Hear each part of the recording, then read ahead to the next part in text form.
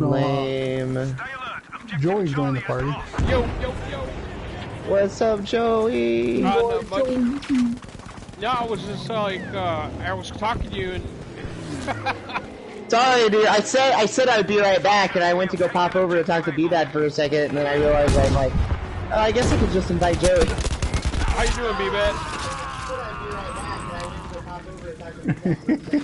Whoa, it is echoing like a motherfucker. Yeah, it is. Yeah, that's me. Oh, you're watching the stream? Oh, okay. I'm watching the stream. Look at this guy. Oh my goodness. I gotta stop getting 3-month cards and just buy the $50 card. Call it good. Yeah, for real.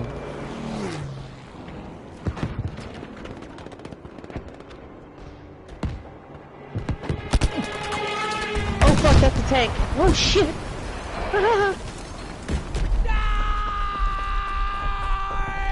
You're making some nice shots there, Joe. Yeah. Capture the bloody objective. Thank you. You gotta get 20 kills with that gun, don't ya? Yeah. Oh shit, I thought that tank was disabled. Oh damn. Oops. I went boom.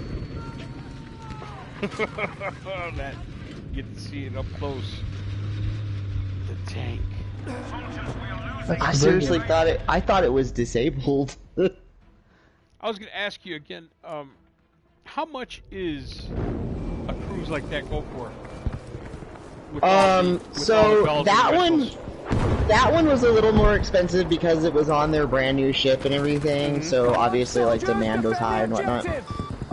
But depending on it depends on how many days, what ports it goes to, stuff like that. Because you have to remember, there's taxes and fees, but the taxes and fees are based off of the ports you go to, because those are fees that have to be paid to the port by the ship. So some ports have higher fees and taxes than other ports. But for the most part, I mean, depending, like, if you, for example, if you cruise out of Long Beach, California, almost all of those cruises are cheaper than similar length cruises in the Caribbean or things like that. So, like, if you go out of New Orleans, that's a high population terminal, so it's gonna, usually their cruises cost a little bit more. Miami, things like that. But if you go to, like, less popular ports, like Long Beach, I think Charleston usually has pretty good prices. I think they cruise out of Baltimore, believe it or not. But, like, there's a lot of different places you can cruise out of, it just kind of depends. And obviously, like, the size of the ship and how many days, and there's a lot that goes into it. But Carnival has sales all the time, so it's not hard to get a really good price. So the cruise I did, it cost me a lot more than usual. Plus, when you cruise by yourself, like, if you're not sharing a room, you have to pay for double occupancy anyway. So for me to cruise, I'm paying for 2 people to cruise. Okay. But I don't have to share the room with anybody, and I'm okay with that. Yep. So, so like, the cruise I'm going on March 1st, for everything, it was like $1,300 for a 7-day cruise. And so that is the cruise, that's the vacation protection insurance, that's the prepaid gratuities, that's the taxes and fees. The only thing not included in that is if I choose to do any short excursions, I have to book those separately through Carnival, but that's an additional fee. And then you can get an alcohol package. So, like, alcohol is not free on board unless you do an alcohol package. So I don't do the alcohol packages because I don't drink enough to make it worth my money. So it's like $55 a day, and you get a maximum of 15 alcoholic beverages per day. The problem is, if you buy that package, you have to buy it for every single day. You can't just be like, I'm going to drink like an idiot for the first 2 days and not the rest of it.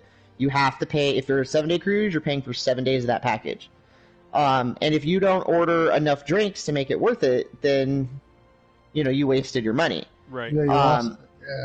if you drink like a psychopath, it'll save you money because once you get past like 5 or 6 drinks, now you've gotten your money's worth. But like for me, I might drink real heavily like one day, and then I might not drink at all for like 2 or 3 days. You know, so it's because I'm not a heavy drinker. I don't really like to drink. Right. So, you know, it's for some people, like alcoholics, great option. Social drinkers, not so much. But like the cruise I'm doing to Russia, how much is that one gonna be? Oh my goodness, that's beautiful. Oh my goodness. Get some Russian pussy. Yeah, and we're actually, I think if I remember correctly, we're actually staying overnight in St. Petersburg. Oh my goodness. Let me look and pull up the account. Yuri! Snap, snap. Bitches come. Dude, what are you doing?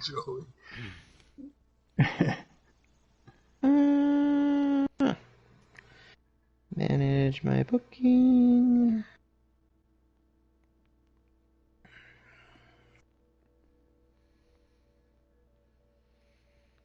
Log in, Damio.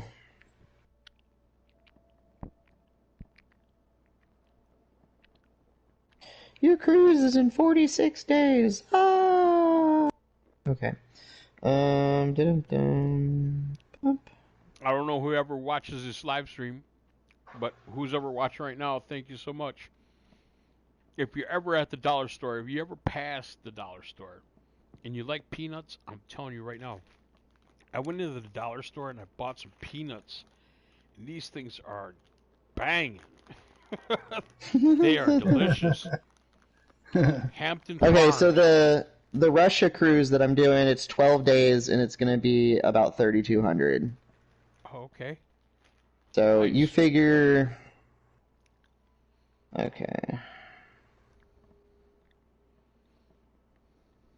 So across 12 days, that's like $267 a day. So you figure food is included and your room. So if you were to go on vacation somewhere, $267 a day, you could get like a super shitty hotel and, you know, eat super cheap and spend less than that a day. Or you can stay in something equivalent to being on a cruise ship and eat at restaurants equivalent to being on the cruise ship, and you're going to spend a hell of a lot more. Mm-hmm. So that's why I like cruising over any other kind of vacation, because it's like, you know... Mad deals. Yeah, and it's like the food is really good, and the room is really good, and you're getting to be on the ocean, and you're getting to see shit.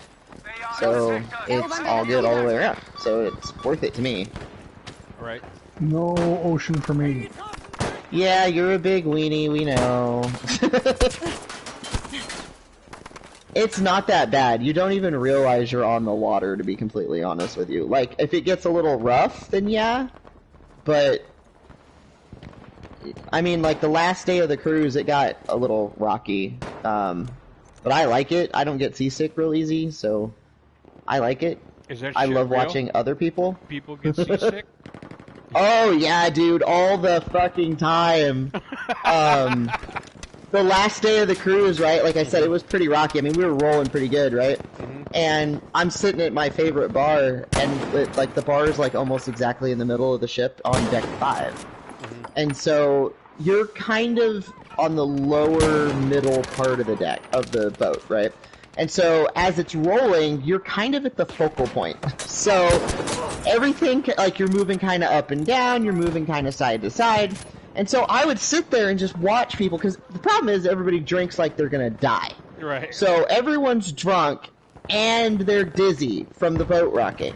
So, and it's rocking well enough that it's like making people sway that aren't drunk. Mm-hmm. So you add that to drunk and you just have people just falling all over themselves and just blowing chunks everywhere. And dude, I love it. It is so much fun. You see all these people with Dramamine patches behind their ear, and you're just like, ah, you know. But I'm an awful person, so it's okay. But I love watching people on the ship, especially the people who I've never been on a ship before. Oh, honey, this is gonna be fun. And especially because, like, when it's really quiet on board, like when it's late at night or you're in your cabin, the boat makes noises. Like, it's unavoidable. It's a giant metal thing bobbing around in the water. It makes noises. It creaks. You can hear the metal creaking and twisting, and it freaks people out. What's even better is when they're coming into port, and they've got to, throw the motors in a different direction and kind of adjust themselves. It gets loud, and the whole ship shakes. I love watching newbies on a big ship freak out when it starts shaking, and you just hear this, and it's like, what the hell is that? What the hell, did we hit something? No. Calm down. Like, you're not gonna die. It's just, we're going in reverse. Like, it's freaking hilarious. Especially in Cabo. Ports like Cabo and Catalina Island, you can't pull up to the dock. It's not deep enough for a ship that size. You can't do it. So you have to park basically out in the water and then take a tender for the shore. And people who have never cruised before should certainly not ever book that, because then they freak out, because now they've got to get on a little boat that's going to take them to the shore, and they're already freaking out about, the boat moving and shaking and rocking, and now they got to get on a little boat that's moving and shaking and rocking, way worse than the big boat is. And it's just hilarious. They freak out, and I love watching people. It's just, it makes me happy. But I'm an asshole, so. But yeah. And then, like, Mazatlan, you actually pull into a big cargo, like, shipping dock. And so, it's not like the other places where it's like, oh, shopping centers and forests and everything. No, you're in a like, there's containers, like, big shipping containers everywhere. And you have to take a bus to the actual town. Like, you can't just walk to it. Like, it's entertaining. And everyone's so worried about human trafficking right now. So they're like, oh, don't take a taxi cab because you don't know, like, they could take you somewhere. It's like, okay, the taxi company is catered through the fucking cruise ship. They're not gonna let some sketchy ass taxi take us somewhere. Right. Like, yeah, if you wander off and go take your own taxi, yeah, you might get kidnapped. I don't know. But if you stay with cruise-related functions, you're gonna be safe. Like, and they tell you, too. Like, they warn you, don't book excursions through private parties. Book it through us. Right. Because there's two reasons for that. Number one, Carnival's checked them out. They've, like, yes, they're fine. They're good. They're safe. The other thing is, Carnival guarantees that if one of their excursions runs late and does not get you back to the ship on time, they will wait for you. Oh. But if you're not on a Carnival booked excursion and you're not back when the ship says they're leaving, bye, Felicia. Oh. Because they will leave your ass. And one of the people who cruise a lot, like a lot of us were twisted like this. When it's getting close to the boat leaving, we go up to one of the top decks and we watch for deck runners. And you're just watching to see, and you know when the sun was missing, because, like, if they say we're leaving at 4:30, okay, at like 4:25 they blow the horn. Be like, hey, we still got people out there. We're getting ready to leave. So hurry the hell up. And then at 4:30, about 4:32, 4:33-ish, you hear the announcement come across the board. We're looking for the following passengers, and they'll start naming names. And if you're here, please report to guest services or dial extension blah blah blah from your stateroom. Mm-hmm. So then they wait a couple minutes, and usually a couple of the ship's officers will step off the ship and they're standing on the dock, just waiting, and waiting, and waiting. And then about 10 minutes will go by, and you'll hear another announcement. We're looking for the following passengers, blah, blah, blah, blah, blah. If you're here, please go to guest services or dial extension. Because, you know, every so often, it's not unheard of that, like, your card didn't scan when you got back on the ship. So maybe you are on board, and something didn't go right, or the computer glitched, or something. So then, after that, if they do not know where you are, they will blow the horn one more time. The officers will get back on the ship, and we shove off. Oh, wow. In all my cruises, I have never witnessed a dock runner. There are YouTube channels dedicated to montages and these video, you know, what's the word I'm looking for? I gotta check that out on YouTube. Compilations of dock runners. Because the thing is, if they leave you, they leave you. Mm-hmm. Like, and the only reason they give you as much time as they do after the time is because they have to go to your room and see if they can find your identification. Because they will leave it behind so that you're not completely screwed. Now, granted, you are supposed to take that shit with you. But some people don't, because they're dumb. Mm-hmm. But other people, like, they'll take a photocopy of their passport with them and leave the actual passport on board so it doesn't get stolen, which is acceptable, but it's not a legal form of identification. And if the local authorities want to bust your balls, they can bust your balls.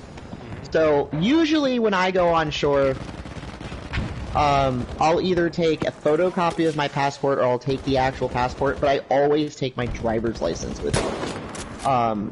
Just so, like, in case the photocopy isn't acceptable, I at least have another form of ID. I can be like, here, look. And then, like, the other thing is, like, Carnival and most cruise lines, they do not require that you have a passport. And a lot of the times, you don't have to have a passport to actually go ashore in Mexico or Canada or any of those ports. They tell you you have to have your photo ID and your birth certificate because you have to prove citizenship. Now, the problem runs in is if something happens to you, you break your leg, you have a heart attack, you almost drown, someone kidnaps you, whatever.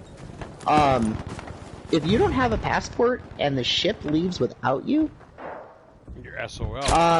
Good luck getting back into the States, because you're not going to be able to get on a plane, because you're in a foreign country with foreign ID. Like, if you have your ID at all, you're in a foreign country with either foreign ID or no ID. And it's not a passport. I'm better off staying here. Yeah, and so... Oh, crap, it kicked me. Shit, I stayed idle too long. Sorry, I'll get back in. But if you get stranded in another country without your passport, you're going to have to go to the nearest embassy or consulate and get their help to get back into the country. Because you ain't crossing that border without proper identification. So, I mean, unless you go find yourself a coyote or something, but you're not getting over, you know? So... There, you gotta carry... You have to carry this for us to get you across. Yeah, so... You definitely... Like, I always tell people, like, yeah, you don't have to have your passport. But if you plan on getting off this bitch, please bring a passport. And like and the thing is, I get such a like as over paranoid as some people are. There's a lot of people that are under paranoid, and so like 2 cruises ago, no, it was in March of 18. I was in Cozumel, and I'm heading back to the ship, and I'm walking through the shopping center that they have there at the terminal, and this lady is like freaking out, just freaking out, trying to explain to the Mexican cops that her bag has been stolen, and it has everything. Her photo ID, her passport, her wallet, everything. Her card to get back on the ship, I mean, everything. She is screwed, right? Well, what happened? She left it on the bench and then like got distracted by something, probably a salesman of some kind, and wandered off just far enough away that she could see it, but she wasn't going to stop anybody from grabbing it, and somebody grabbed it. And off they went. And you can't find people in this crowd. It's busy. It's getting close to the time where everyone's getting back on the ship, so that shopping center is just packed with people getting in some last-minute shit before they get back on the ship. And so this dude snagged it and just took off. And I'm like, ooh, that's not going to be good for her. Because, like, now, she can't identify herself to the local police to begin with. Number two, she's going to have to find her way to the nearest embassy because she can't even get back on the ship because she has no way to identify who she is to the ship. Oh my goodness. So she's screwed. And like all you can do is just go with law enforcement and hope to God like they don't screw you over, you know? So did she get on or no? I have no idea. She was with a different, because like usually there's like 2 or 3 different cruise ships stopping at the ports. Okay. So I think she was with like Royal Caribbean or something like that. Because she wasn't one of ours. Because I asked about it. I was like, did we have anybody like move shit? And like nobody was missing. So, but you have to think too, like statistically speaking, you've got like the ship I was just on has over 5,000 passengers, right? And 2,000 crew. So, statistically speaking, somebody is going to be late. Right. So, you know, it's not hard to fathom that kind of thing happening all the time. But my next cruise, I go to Cozumel, and Cozumel is one of the best ports to dock watch. Because where you actually cross, like where you go through border patrol and everything, and actually like cross, is a long ass walk from the dock, and from the ship you can see the whole length. And I love, like, I have seen people who made it to the ship at the last minute, but like I've never seen anyone get left behind, and I really, really want to. But I love watching people, because like veteran cruisers are assholes, and they like to heckle you if you're late. So they'll stand up there on the deck and like shout and whistle at you and like boo and everything else to like make you feel bad. Because the other thing is, if you take long enough that they start calling your name over the intercom, not only do we know who you are now, when we do see you get on the ship, we know what you look like. Right. So now we can heckle you for the rest of the cruise. And so there was a group of 4 that was late at our first port in Cabo. Right? Or no. Yeah, it was in Cabo. They were late in Cabo. And so now what sucked about this one is Cabo's a tender. So you can't watch dock runners because you can't see the dock. But we start hearing the announcements going over. Actually, no, it wasn't our first port. It was in Mazatlan, because I was watching, because the first day I wasn't watching because it was a stupid tender. But it was in Mazatlan, right? And so this one, you have to take these little shuttle buses from the actual entrance of the dock to the ship, because it's a cargo shipyard and you can't just walk around that. Right. So we're watching the tenders come in, right? Well, or the shuttle buses. Well, there's another ship right behind us. There's a Royal Princess ship behind us. And their departure time was a half an hour after ours, so that we could stagger it, because you don't want 2 big-ass ships going through a tiny-ass channel. So they separate them out. They showed up a half hour after us, and they left a half hour after us. Well, we see these shuttles, and we start hearing the call for the first, there was 4 people missing, and we start hearing the call, and we see these shuttles coming, and we're watching them go to the other ship. And they're always going to the other ship. None of them were coming to us. And so we're thinking, oh man, these guys aren't going to make it back. And then finally, this one shuttle bus goes to the other ship, and then still has a couple people on board, and comes back and drops them off at our ship. and it was the 4 missing people. Well, they've called their names like 4 or 5 times over the intercom, and now we're seeing their faces. And so they got heckled. Like, the next day, there was other passengers that were like, look, they hunted them down, and they were like, now listen, the ship leaves at 7:30. Please frickin' make sure you're there. We do not want to wait for your ass again. And like, just give them a hard time. I'll tell you what, they were the first ones back on board. But yeah, it was crazy. So, and the funny thing is, like, the same 4 people held us up at the very beginning of the cruise, because you have to go through muster. Like, they do a safety briefing and everything before they can depart. Right. Well, when you go through muster, they scan your card so that they can verify you were there.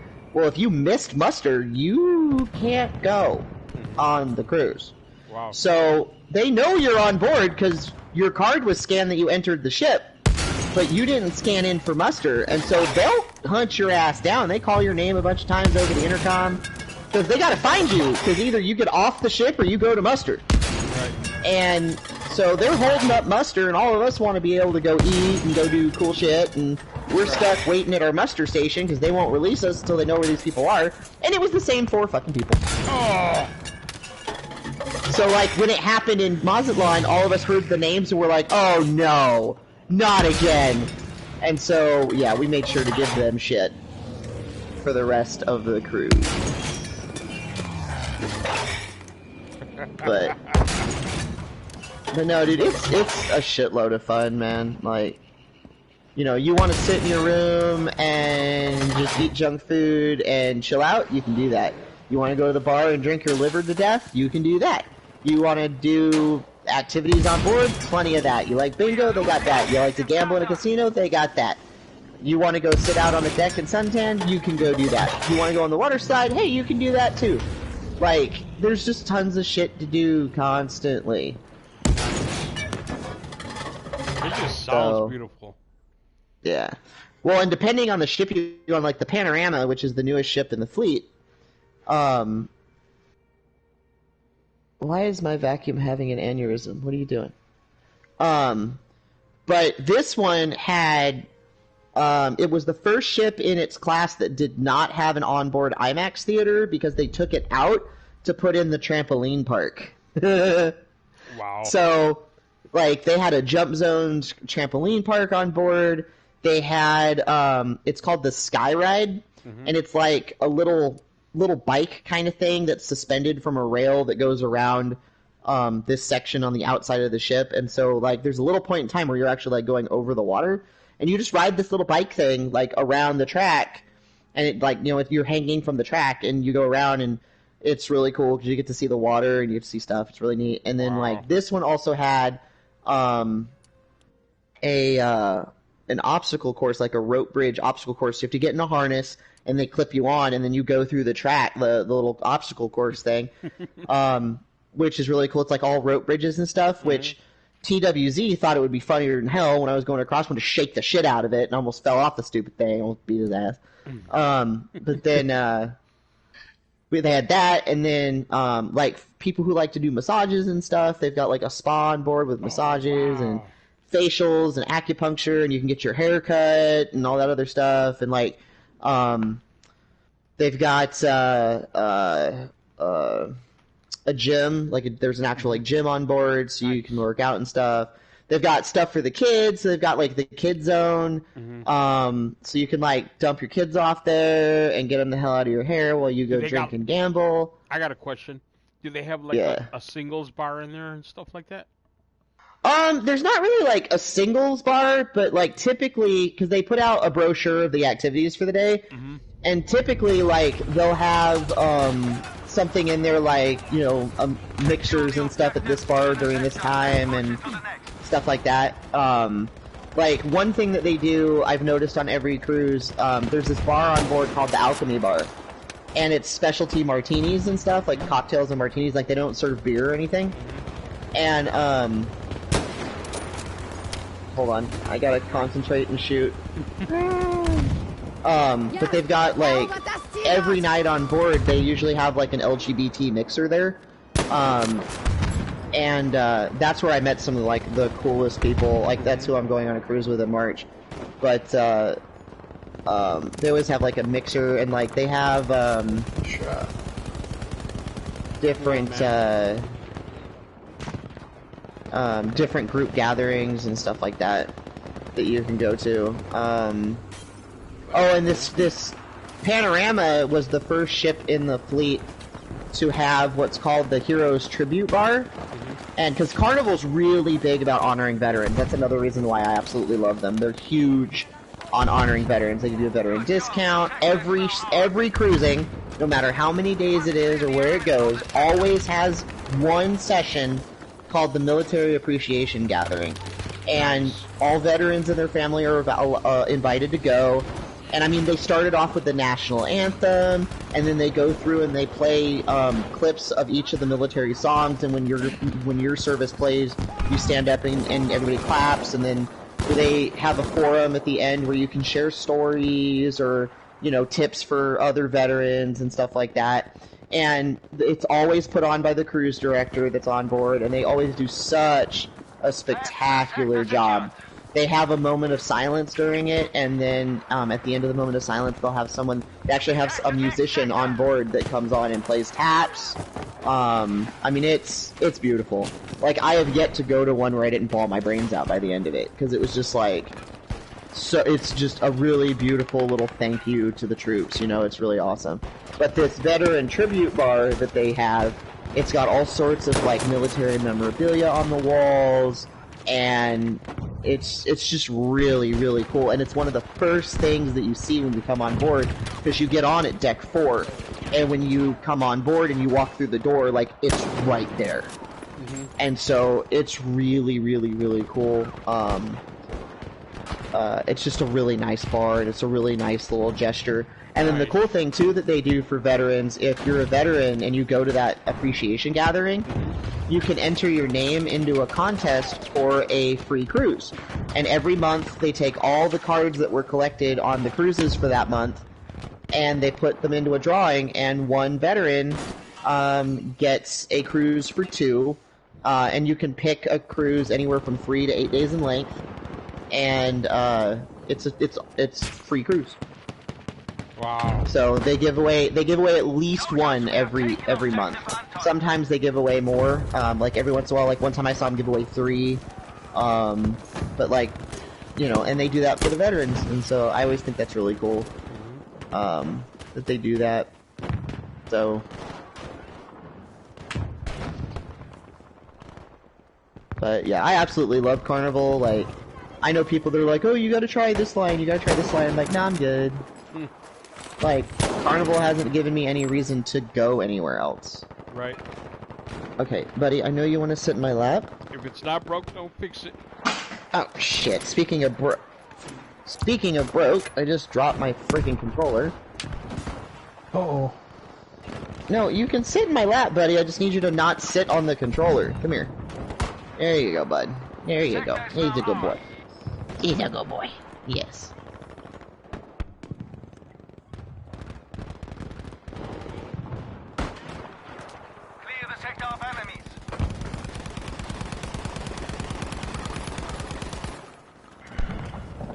Splash! Oh! I folded it in the water. What the hell is the ladder? Oh, there we go. Oopsie daisy.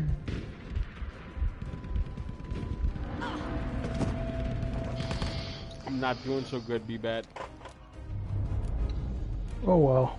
Yep. I'm never doing so good. I suck at this game!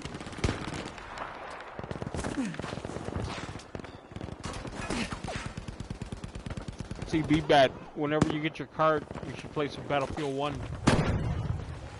Yeah, I was thinking about that. That would be badass. Yeah, I haven't played Battlefield 1 in a long time. Yeah, me either. Keine Gnade! Look at this guy.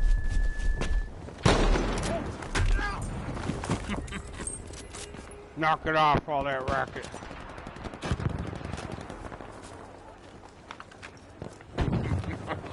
Get him over Oh. there. Did you hit him with a bat?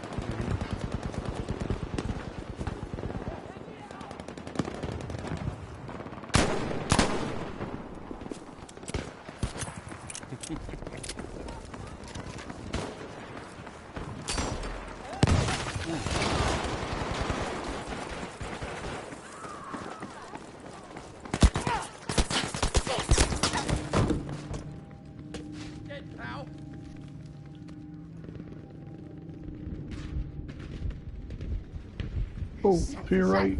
Helft mir! You know, on some of the, jeez, I can't even think of the name right now. Like, some of the video game informers and stuff like that, you know, the websites, they'll usually throw a deal for PlayStation cards and stuff like that. Yeah. Like how it goes for like $60. They'll give it to you for like 49, $50 Verteidigt das for Ziel a doch, whole year. Soldaten! Yeah, that's what I'm gonna do. I'm just gonna get one for the whole year. I keep forgetting to check it. How much do those go for 3 months? Like $20? Like $24. It would be all right if I would remember to renew it, but Right. Man's got a lot of stuff to do. Don't bother to be bad. no, I can't see through your tail. Thank you.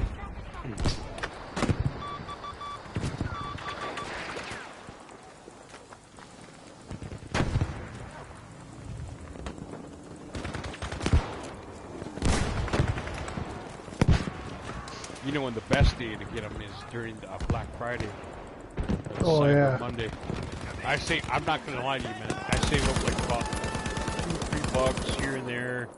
Just let it keep accumulating and go ahead and get me a couple cards, a couple years. Adds up throughout the year, you know what I mean? yep. That's a good idea. Come time for Thanksgiving, Black Friday, boom, $40 a piece for a year, 40, 80 bucks. 80 That's bucks. 2 years. Yep, 2 years. I don't even know when. I've been so busy, man, organizing my apartment. I never knew how much stuff I had, you know what I mean? And Yeah. For real. I hate moving so much. oh my goodness. And I was so much in a rush of trying to move the last out of my other apartment.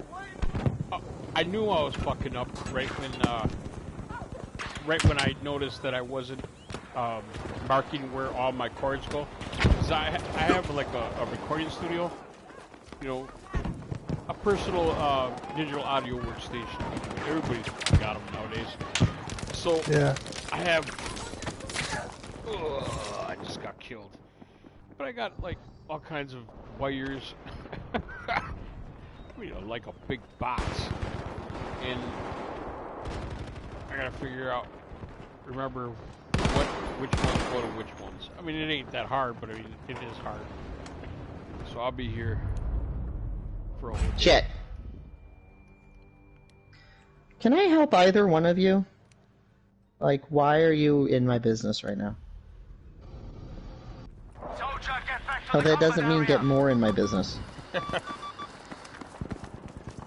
You're like trying to insert your fuzzy little butt right into my life. Like, I was about to get up and get something to eat. Thank you. Which one is that? Is that a cat or a dog? It's 2 cats. I've got 2 cats currently fighting to sit in my lap. It's my 2 oldest ones. Amos is almost 18 and Tommy is 14. Ooh. Near my old man. And I've got a 12-year-old somewhere. I don't know where she's hiding at. And then I've got 2 9-month-olds that are driving me nuts. I got a 7-year-old cat, 6, 7, somewhere on there. I swear to God, my vacuum is retarded. Okay, Google. Send the vacuum home.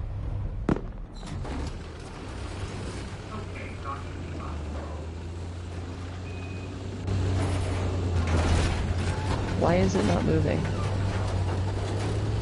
Oh my god. Guys, get up. I gotta go save the stupid robot vacuum. Oh, nope, nope, it's moving. What are you doing? Nope. Oh, nope, it's gonna just keep trying to hump the washing machine. Okay, cool. This way, stupid. God damn it. Oh, of course, I stand up and now you actually do it. Bastard robot. I do need to change my laundry at some point. Ugh. Okay. Ooh, you got a tank. Huzzah!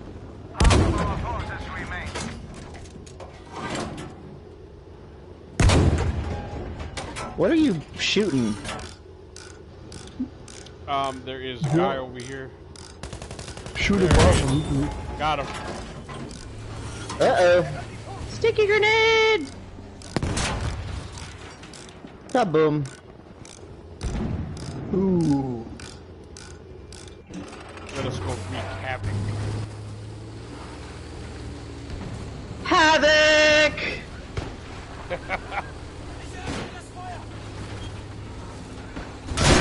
Oh!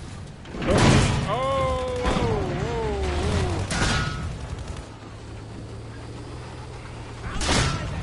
Woo! What is that? I think that was another tank. Ist hier irgendwo ein Mechaniker? Yep. They're waiting for you to come around that corner. Yep, there's a tank. I'm gonna back up from our lives are precious piece. Look at this guy sitting over here.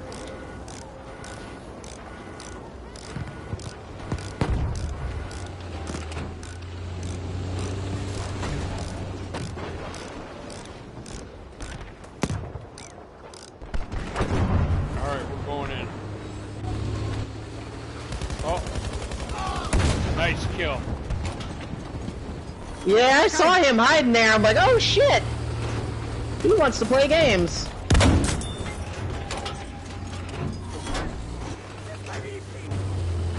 Come out, wherever you are.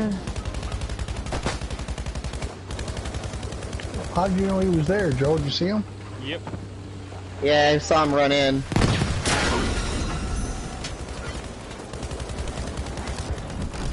Sorry. Oh yeah, we got help. We got help.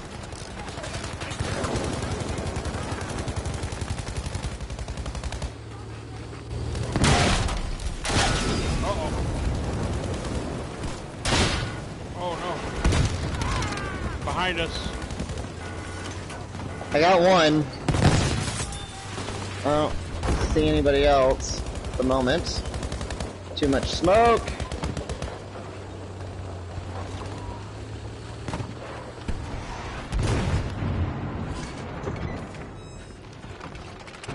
Behind us, behind us.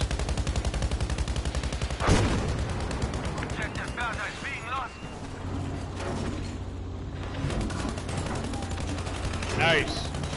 Nice. We are handling business here. Okay. Oh, okay. shit. Alright, that's... Nice shot, man. Oh! Woo, that was a lot. Hilft mir irgendwer, ihr müsst mir helfen! We were handling Oh them. shit. I got 8 kills and 1 death. Holy shit. Well, 2 deaths now, but... I spent so much time yakking about my cruise, I hardly been playing, you can tell. I ain't died a billion times. Hey, you know what though, Mihail? Thank you, man. I don't know too many people that has been on cruises. I think my younger brother, but you know I don't get into all that. And wow, that is badass. Yeah, I mean, I went on, like, my first cruise was in November of 16, right? And I got it for me and my dad. And it was just like, I figured it was going to be like a once-in-a-lifetime thing. I was never going to do it again. And I met these 2 really cool dudes, these 2 married guys. that they each individually have spent a year at sea with Carnival. Wow. And that's not including their time with other cruise lines that they've tried. So they're both very well off, and they have lots of free time on their hands, and they cruise constantly. Like, they're going on a cruise on Friday. No, they leave tomorrow, I think. I don't remember. But they're going on a cruise, like, in the next couple days. And they're the same people that I'm going on a cruise with on March 1st. Oh, so it's like they're gonna come back and then like a couple weeks later go out again. So, but yeah, but they were super cool and they're like inviting me to do stuff with them. And that is badass. there's a membership. There's a membership discount with Carnival. Like each day that you spend on a Carnival ship is a point. Yo, what up? And it's called your VIFP level. It stands for Very Important Fun Person. It's lame as hell. But when your very first cruise, you get a blue card, and that's basically like, this is my first cruise. And then your second cruise, you get a red card, and you keep the red card until you've been at sea for 25 days with Carnival. Okay. And then you upgrade to gold, and then at 75 days you get platinum, and then at 199 days you get diamond. Well, each level comes with a benefit. So like with red, the only benefit was like you get a free liter bottle of water in your cabin, which when you're hungover as shit is a wonderful gift. And then at gold you get some other perks, like you get a special pin for each cruise that you go on that marks the ship that you were on and stuff like that. And then yo, what up, Night? when you get hold on, I'm listening to this guy. He's explaining the world to me right now about Carnival. But when you get on God, why is this game still so damn loud? I gotta turn it down some more. But like I swear to God, it like reset my shit or something. There we go.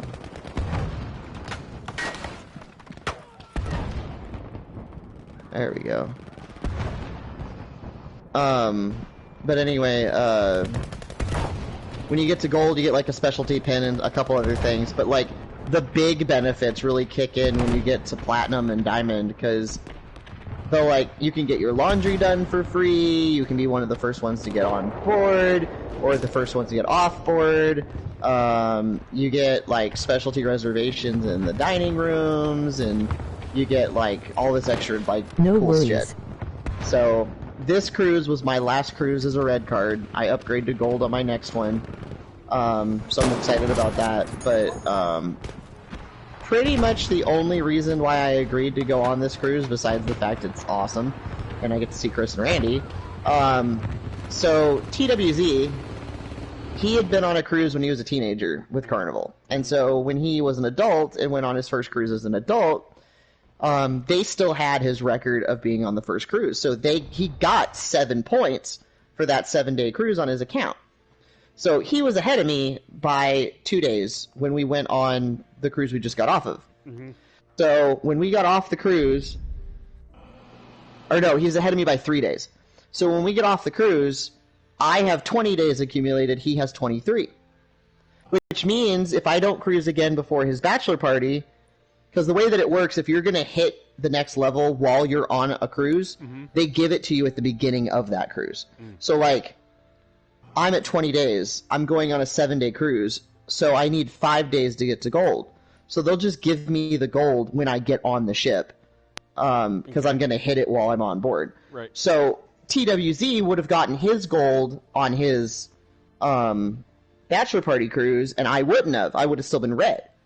I would have been shy by 2 days. So I'm like,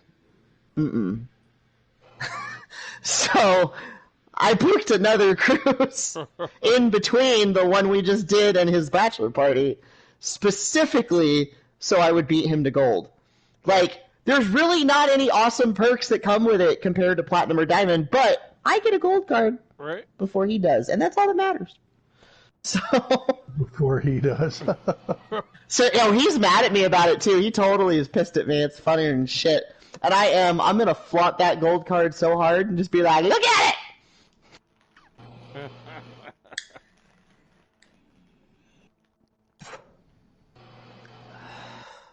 But I keep all my, because you're with Carnival, the card that you use for everything. It's your door key. It's how you charge stuff to your account. It's your identification.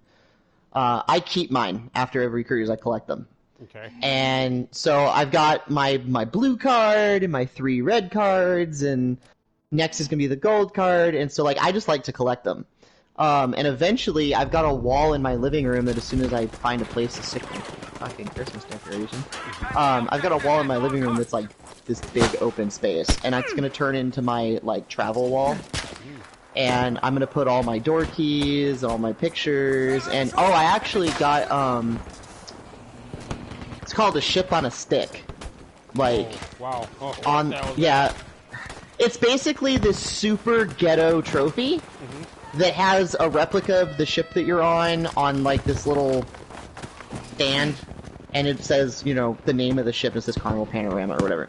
So I don't know what I did or anything, but one day toward the end of the cruise, I came to my room and I'm using the bathroom in my room, and there's a knock at the door, and I thought it was TWZ being a jackass, and I just shouted, I was like, I'm on the toilet, leave me the hell alone.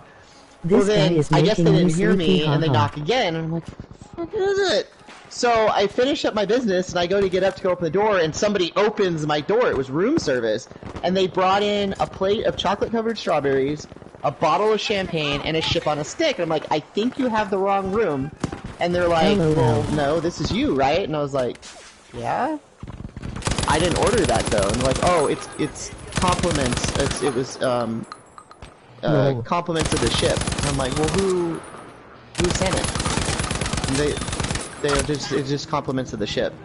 And I'm like, okay. So then I start running around all the people on board that I kind of started to make friends with, the bartenders and stuff. I'm like, did you do this? No. Did you do this? No. I even went to the cruise director. Did you do this? No. I'm like, who the hell sent me this? And they won't tell me. And I'm like, the fuck? So, the last day or the night before we're supposed to get off the ship, I go back to my room, and I go inside. I'm starting to pack my stuff up to get ready for the next day to leave, and I hear this noise on the door, and I didn't really pay any attention to it because kids will run by and smack your door all the time, whatever. Just ignore it. So a few minutes later, I go out. I was gonna head to the casino to blow a few bucks, and there's another ship on a stick on my doorknob, and I'm like, what the hell? Well, this one had a note, and it was from one of the employees on board. He had been, I guess he was having a rough week. I don't really, he didn't give me a lot of detail on what was going on, but he was feeling under the weather. He was having a really rough week, and I was like, dude, you are totally awesome. He was a really cool guy. Him and his coworker. His name was Jesus. His coworker was Stephanie, and both of them were awesome as hell. Just so much fun. And so I made it a point to go down to guest services, and I wrote a little note about how awesome they were, and I guess the note made it to the manager before I got off the ship, and so they wanted to thank me for giving them a good review, and so they brought me this little ship on a stick. So now I've got 2 of them. Mind you, I've been trying to get one on every cruise I go on, because they're lame as hell, but they're cool. And It's where you're I can never get one. I can never get one. Sometimes you can win them for, trivia games or onboard stuff. Sometimes they're just given away, whatever. But they're not super common. They don't give a shitload of these away every cruise. And so, my aunt and uncle have one from a cruise they did a long ass time ago, and I know a couple people that have 1 or 2, and they try to collect them, but they're not super easy to get your hands on. And I've got 2 of them from the same cruise. I'm like, sweet. So, but yeah, I'm gonna have a wall with all my pictures and my little ships on a stick and my cards and. I know I would be happier than shit to get a couple of those. Yeah, it's pretty sweet. I'm super stoked about it. I'm overly excited about this cheap shitty piece of plastic, but I'm really big on really cool memories and stuff like that. I don't take a shitload of pictures because I like to live in the moment and I don't want to be watching it through my phone, So, oh shit, he got me. But I don't want to be watching it through my phone, you know, I want to watch it and live it, so I don't take a fuckload of pictures. But the ones that I do, like, if I felt it necessary to take a picture at that moment, it's because it was really special. You know, so I'll have a few, you know, pictures and, stuff like that, and, like, I always buy some pictures that they make on board, like, because they have photographers that run around all the time, just taking pictures of random people. And when you go and look through the pictures and you find pictures of yourself, you're like, oh, that was really cool. You know, I spent like $100 on pictures this last cruise. Because there was a lot of just really cool pictures that were taken of me. And I'm like, I don't look good in pictures most of the time, so if I find a picture where I'm like, damn, I actually kind of look pretty good in that picture, I'm like, I need to own this, and I need it in a, like, giant, like, 8-foot by 6-foot canvas, and, like... Exactly. I'm glad you had a good time, man. Yeah, it was pretty awesome. I thank you so much, man, from the bottom of my heart. Now, you made me just want to go now, you know what I mean? And I'm not going to go through any other company except Carnival.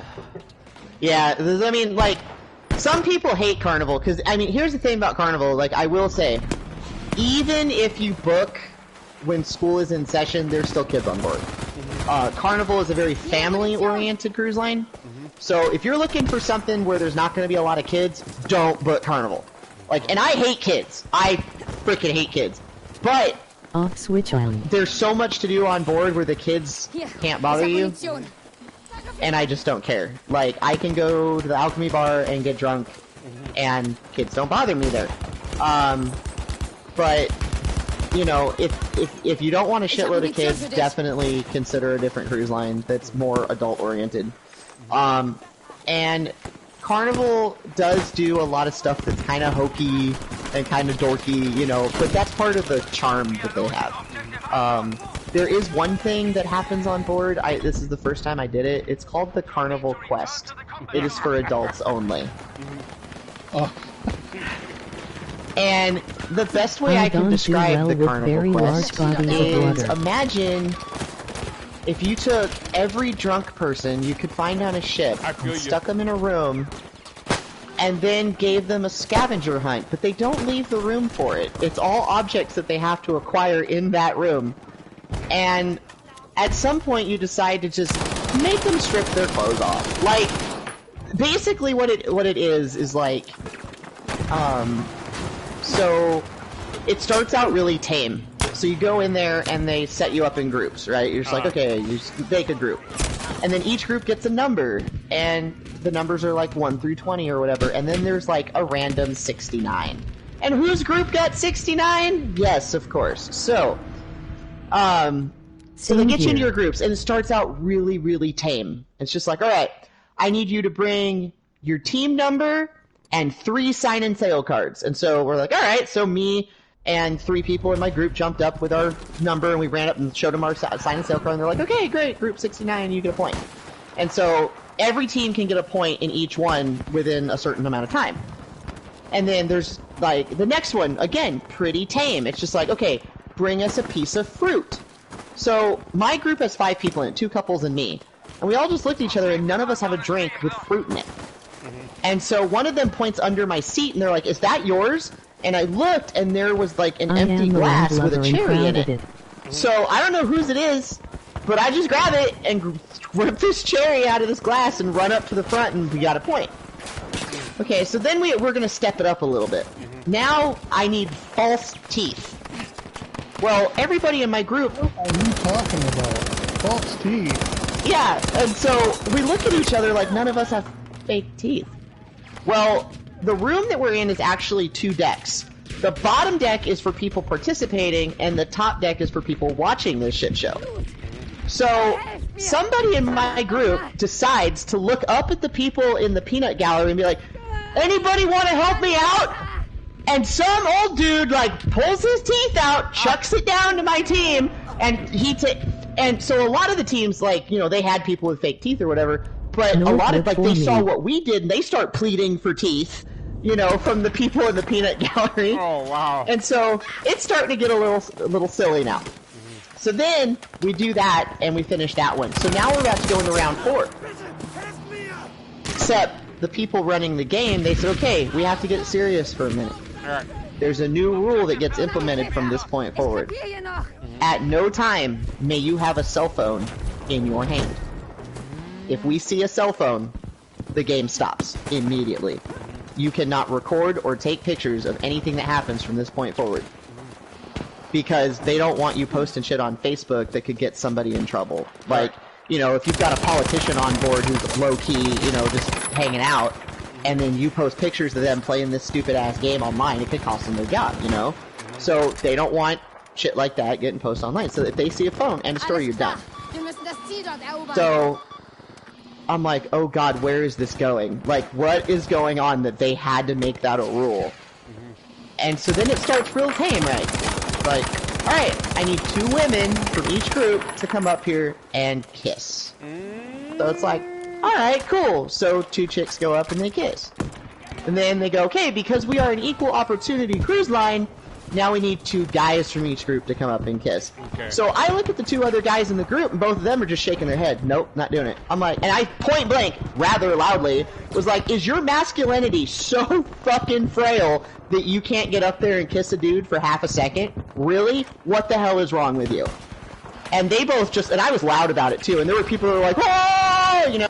Well, the host of this, that's doing it, he kind of looks over, I'm like, neither one of these guys want to kiss another dude, so my team doesn't get points. So he goes, is there anybody in here that wants to kiss this dude so their team can get points? And so some random dude was like, come here, I'll kiss you! And he comes up and we get the point, because he kissed me, right? So I'm like, cool. So then the next one was like, alright, we need 3 bras from each group. Oh, wow. So, there's only 2 chicks in my group. See me how. We don't have 3 bras. Did you bone them? No. So there's only 2 chicks in this group. I don't know where the 3rd bra came from. But part of the rule was one of the bras had to be removed in front of the host. Uh-oh. So, and there was 2 hosts. There's a woman and a man. And the dude, when he asked for fruit, he goes, all right, I need you guys to bring a piece of fruit. And he goes, and disclaimer, I am the biggest piece of fruit Carnival Cruise Line has. So it was just like, oh lord. So anyway, fucking, I don't know where the 3rd bra came from, but they had 3. I don't know where it came from though. Okay. I didn't see that part apparently. So then the next one's like, alright, we need 3 pairs of men's pants. One of which has to be removed up here. So the 3 of us go up, we take our pants off, and we get the point. Great. Then the next one was... Oh, I forgot to mention, in both of those situations, you get bonus points for flashing. So, obviously all the chicks had absolutely no problem flashing their tits to the guy. But then, because he's announced that he's gay, right? Right. So now the guys don't want to do it.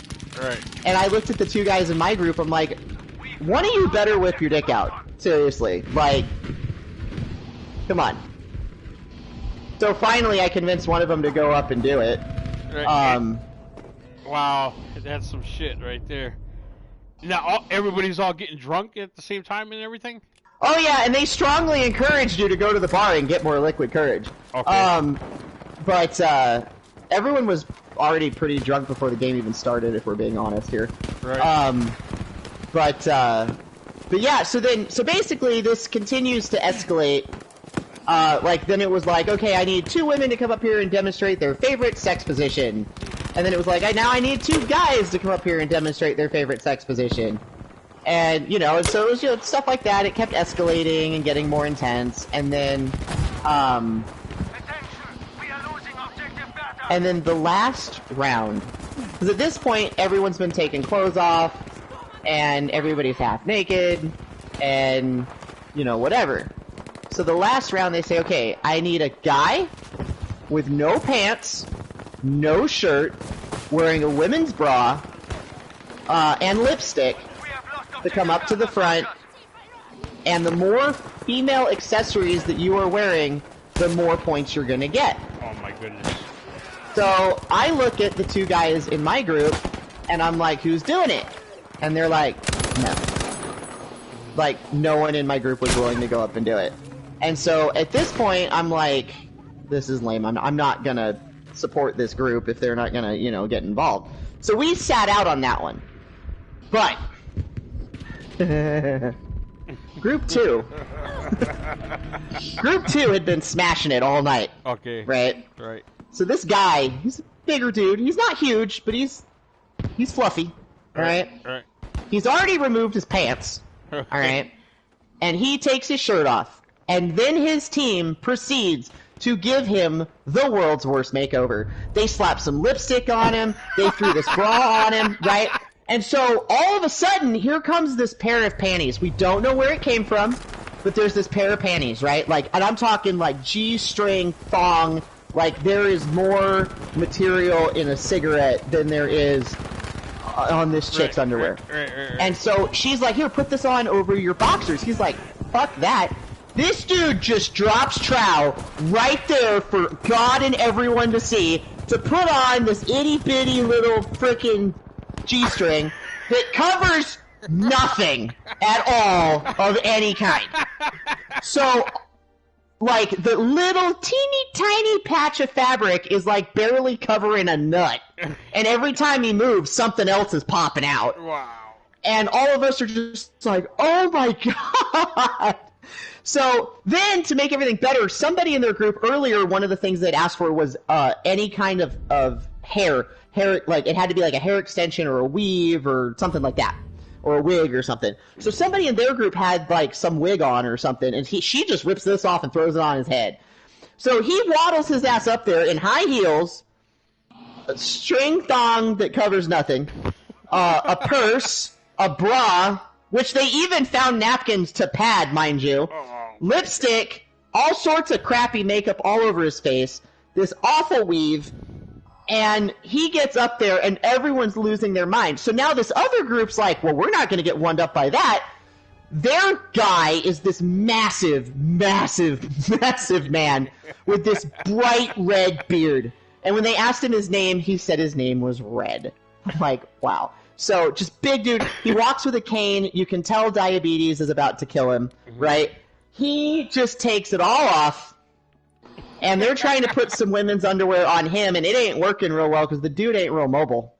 So he can't lift his legs up very much. So they're just holding these underwear over his junk, and, like, literally at one point they just, like, tied it to his junk because, like, there was no covering it of happening. And it was bad, and so we're laughing and having a great time, and it was hilarious. And then at one point, the host, the gay host, he was like, one of the ones where they had said, we need men's pants, if you flash you get bonus points. He goes, who owns this guy from group 15? It was a little scrawny dude, little scrawny little dude.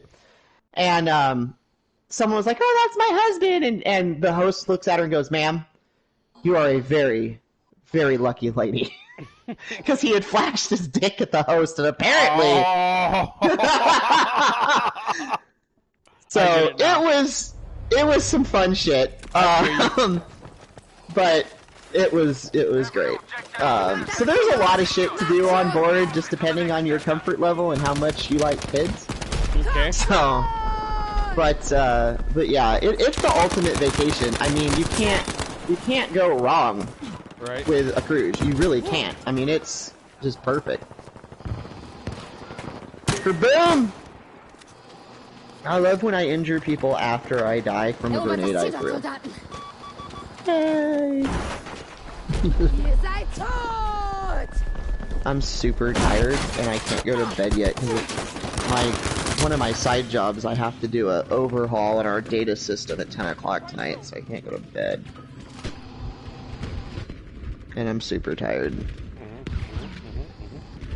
I love that they hired a welder to be their IT person. I'm like, you do know I don't really know a whole hell of a lot about IT, right? They're like, you know how to turn the router on, right? Because that's kind of all we need. And then they're like, oh, we're going to overhaul our data system. Granted, that might have been my idea, but, So you're just clicking on the on and off switch? Pretty much, but like I have to transfer everything over to the new server tonight, which honestly is not going to take that much time. It's going to be a pain in the ass tomorrow because I have to go through everyone's computer and personalize it with the new server. But as long as they did what they were supposed to do, my life is good. Right on. That's cool. Dude, that dude ran right by me and I was in the middle of reloading and I couldn't get him. Yeah, bastards. But I have to... We told everybody to be out of files by 9:30 so that at 10 o'clock I could overhaul, and I'm just waiting for the notification that everybody's off the server. Cool. What is your... What do you do, anyway? Like... Well, that's just a side job. Basically, I run the website and Facebook for this company that does property acquisitions. Oh, okay. And when I'm not doing that, I'm doing data entry for them, like, because they'll have, like, a list of addresses that they want to start doing research on to see if they can buy them, and so I'll go in and do some very basic research to get the file started for their researchers, which I don't do that nearly as often as I probably should, but it's boring, and I would much rather play on Facebook. Right. But that's just a side job. Like, a friend of mine came to me and was like, hey, you have like 10 to 20 hours a week that you could like make some money, because we need some help, and you have more than 3 brain cells, so... And I was like, alright, cool, I guess. And since I work for myself, I'm like, I can make 10 to 20 hours a week available, you know, so... And they don't pay too bad. I mean, I work from home and it's $15 an hour, so... Oh, that's good. Whatever. You know? And it's nice because, like, I can do some of that data entry shit while I'm working my regular job, so I can double dip my time. Right. So... And then, like, every once in a while I do transcriptions. That's not for the same company, that's for a different company, but... And I do secret shopper stuff. Like, I don't like to sit idle unless, like, I like to be making money. Like, I have a plan, I have a 6-year plan to have everything, including the house I just bought, paid off. Sweet. And so far, I fell behind on that by 3 months because I bought a shitload of cruises instead of saving that money for other things. But yeah, it threw me off by 3 months on my plan, but that's okay, I'll survive. But so far, I am on track to have everything paid off, including my house, in 6 years and 3 months. Actually, now it's 6 years and 2 months, but... Good shit. So... I just have to not buy 3 cruises a year every year. Right. I also gave somebody a cruise for Christmas. Oh, man. So... You are fucking like, badass, dude. Well, like, okay, in all seriousness, I would not have been able to have bought my house if it had not been for their help, because I was going through the first-time homebuyer's loan, which has a different inspection process than, like, a regular home loan. And so what happened was the bank had accidentally sent out the wrong inspector. They sent out a conventional loan inspector instead of a, whatever the other one's called, and FHA. And so the regular inspector appraised the house at the appropriate amount, and so the bank was ready to write the check for the loan, and then they realized, oh shit, we got the wrong appraiser. So they call out a second appraiser to come out, and this appraiser rated the house at $4,000 less, which means now the bank won't give me the full amount that I needed, because they're saying, oh, well, if you want us to cover that like, we won't cover that 4,000. Like, you, like, the house isn't worth that. We won't cover it. You have to come up with it yourself. And I'm like, but the other guy, and he's like, they're like, we can't go with the other guy. I'm like, can we get another opinion? Can we get a different appraiser? And they're like, no, you take this or nothing. And I'm like, so I'm about to pull the plug on this, because I'm like, I don't have another because I've already put a bunch of money down, you know? I don't have another $4,000 to pull out of my ass. Mm-hmm. So I called a friend of mine. I was like, well, I'm not getting the house now. And she's like, why? And I told her. And she's like, dude, that sucks, whatever. And so we end the phone call, and I was actually about to meet up with her daughter, who used to be a student of mine when I taught in the college. And we were about to go just have dinner and stuff and just hang out. And all of a sudden, she calls me back like 20 minutes later, and she's like, hey, I talked to my husband, and do you want us to PayPal you the money, or how do you want this? I was like, whoa, I didn't call you to ask for it. I was just bitching. And they're like, well, no, you know, as long as you pay us back within, you know, a reasonable amount of time, this isn't a problem. And I'm like, I don't feel comfortable with this. Like, I'm not okay with taking this. And so they talked me into it. They're like, you really do want this house, right? I was like, yes, I love this house. I want this house. All right. And so they're like, all right, well then take it. We know you'll pay us back. You're good for it. And so I'm like, all right. And so they gave me the money. Hell yeah. And I got the house. Well, I've paid them off already. I paid them back already. But I'm like, still, I would not have been able to buy this house if it had not been for their help. So her husband just retired from his job, and she's working for herself. And so I was like, you know, and they're always like loving the stories I bring back from my cruises and stuff. And they've been on a cruise before, but it's like they're really frugal with their money, and they don't just like buy a bunch of willy-nilly shit.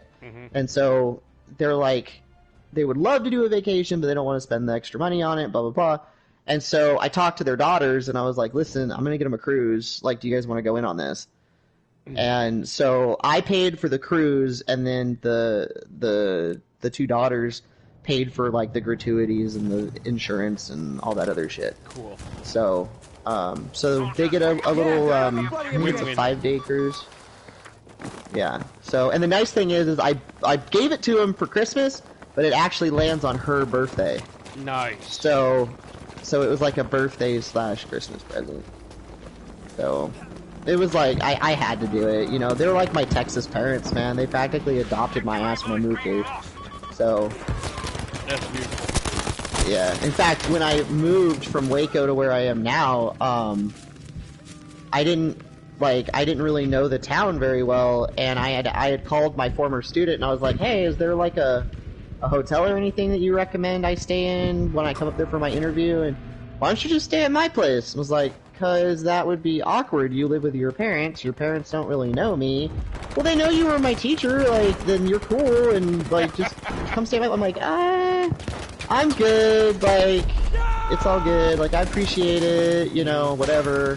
What did you teach? Welding. Oh, cool. So, yeah, so anyway, so then, like, the next morning, I get a call from her mom. She's like, so you're staying at my house? I was like, no. I told her no. And she's like, no, see, we're not asking. You're staying at our house. I already have a space set up for you, blah, blah, blah. And I was Southern like, hospitality right there. I'm like, okay, cool. And so I go and I stay with her place for my interview and everything, and then I get offered the job, and I'm like, cool. So I go up there to find an apartment, you know, and there's an apartment, but it won't be ready until like a week into the semester, and I'm like, oh, shit, I'm not gonna have anywhere to live for the first week. And I happen to mention it, you know, to my student, and she was like, oh, I'm sure you can stay at my parents' house. I'm like, no, and don't go talk to them about it either. And so, of course, about an hour later, Mom calls me.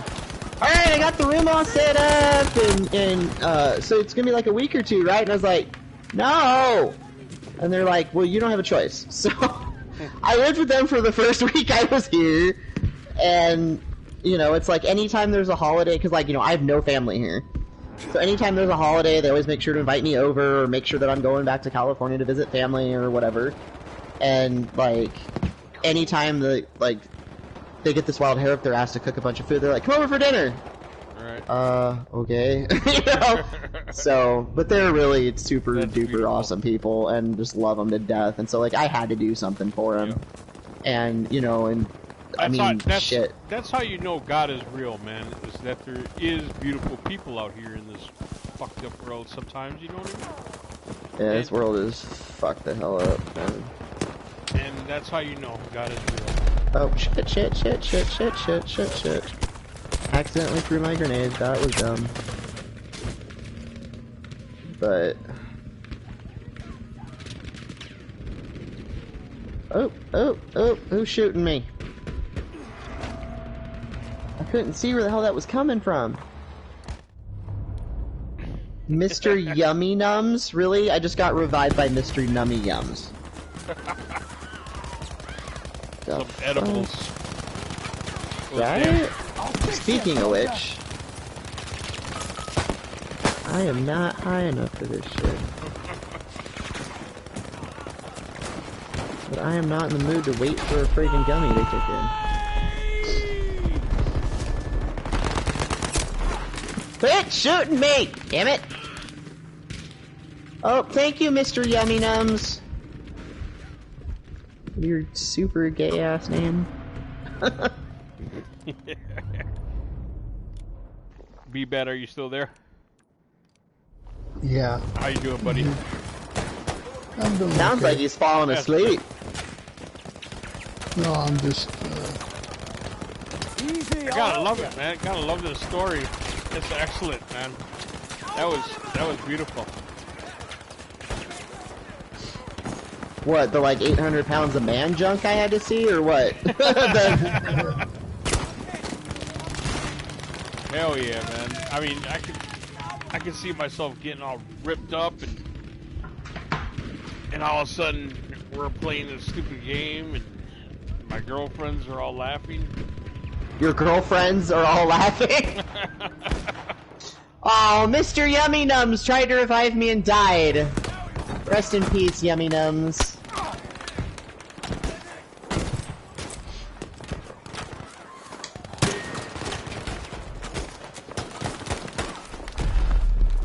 I know you're not cashed out.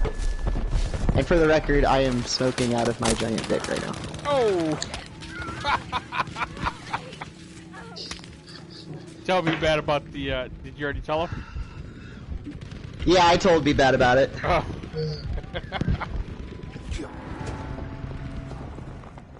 No, what was really funny is I had a friend come over yesterday and like he straight refused. He would not smoke out of it. Yeah. I was like, dude, you and your fragile ass masculinity, like, don't be a little bitch.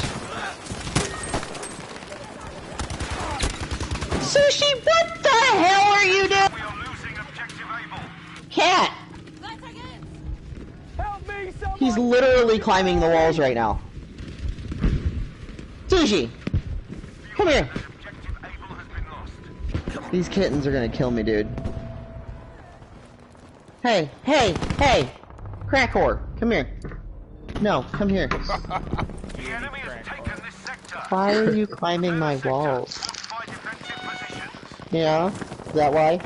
Because you're a psychopath? Defend the objective. Are you a psychopath? Yeah, okay.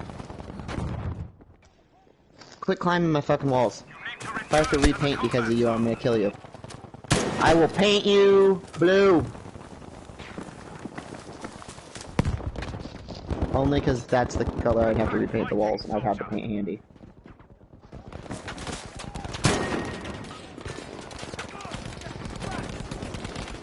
I do, actually, like, I've lived in this house now for like 6 months, and I still have not finished painting. I hate painting with a passion. I think I'm gonna hire the maintenance guys from the apartment complex to finish painting it for me. They do all my maintenance. I just hire them to come over when they get off work at the apartment complex, and they come over and do maintenance at my house. Badass. Because, like, there's certain things I can do on my own, but there's certain things I just can't. Like, when I replaced the front door, I got the door out on my own. I could not get the new door back in on my own. You gotta shimmy it. Yeah, and it's not something you can do by yourself. So, I needed assistance. So, I hired them to come over, and, like, they fixed my AC for me, but I have to get something, I have to get my coils replaced or something, and it's going to be really expensive, so instead of going through my people, I'm going to go through the home warranty and go through their people, so I don't have to pay as much. So, yeah. Where did that come from? Somebody shot J-Dog, but I don't know where it came from. There he is.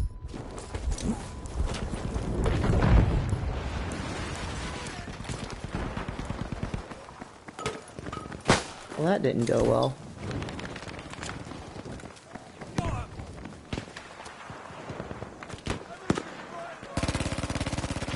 Where did that little fuck nugget go? Oh, he's dead. Okay, bye.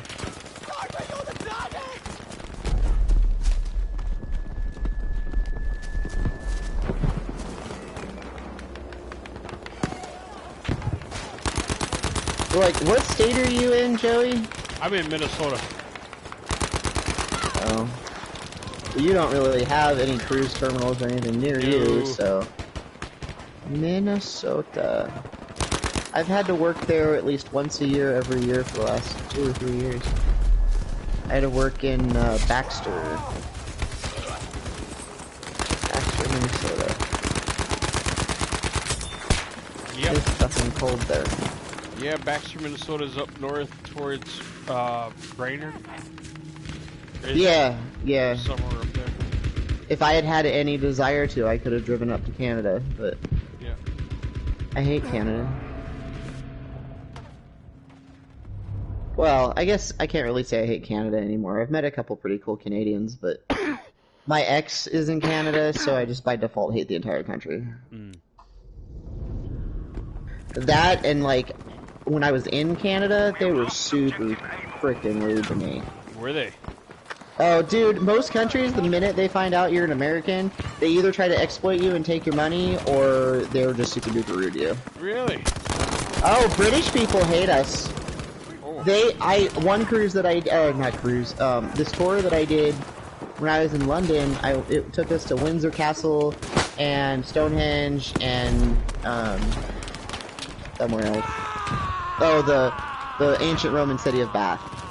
And so, the whole freaking trip, the whole tour, the whole 8-hour tour, the tour guide just sat there and talked shit about Americans and how stupid we are and how we don't, like, how our president, because when I was there, it was after Trump had become president, he's like, oh, your president is fucking stupid, and da-da-da-da, and this, that, and the other, and I'm just like, for 8 hours straight.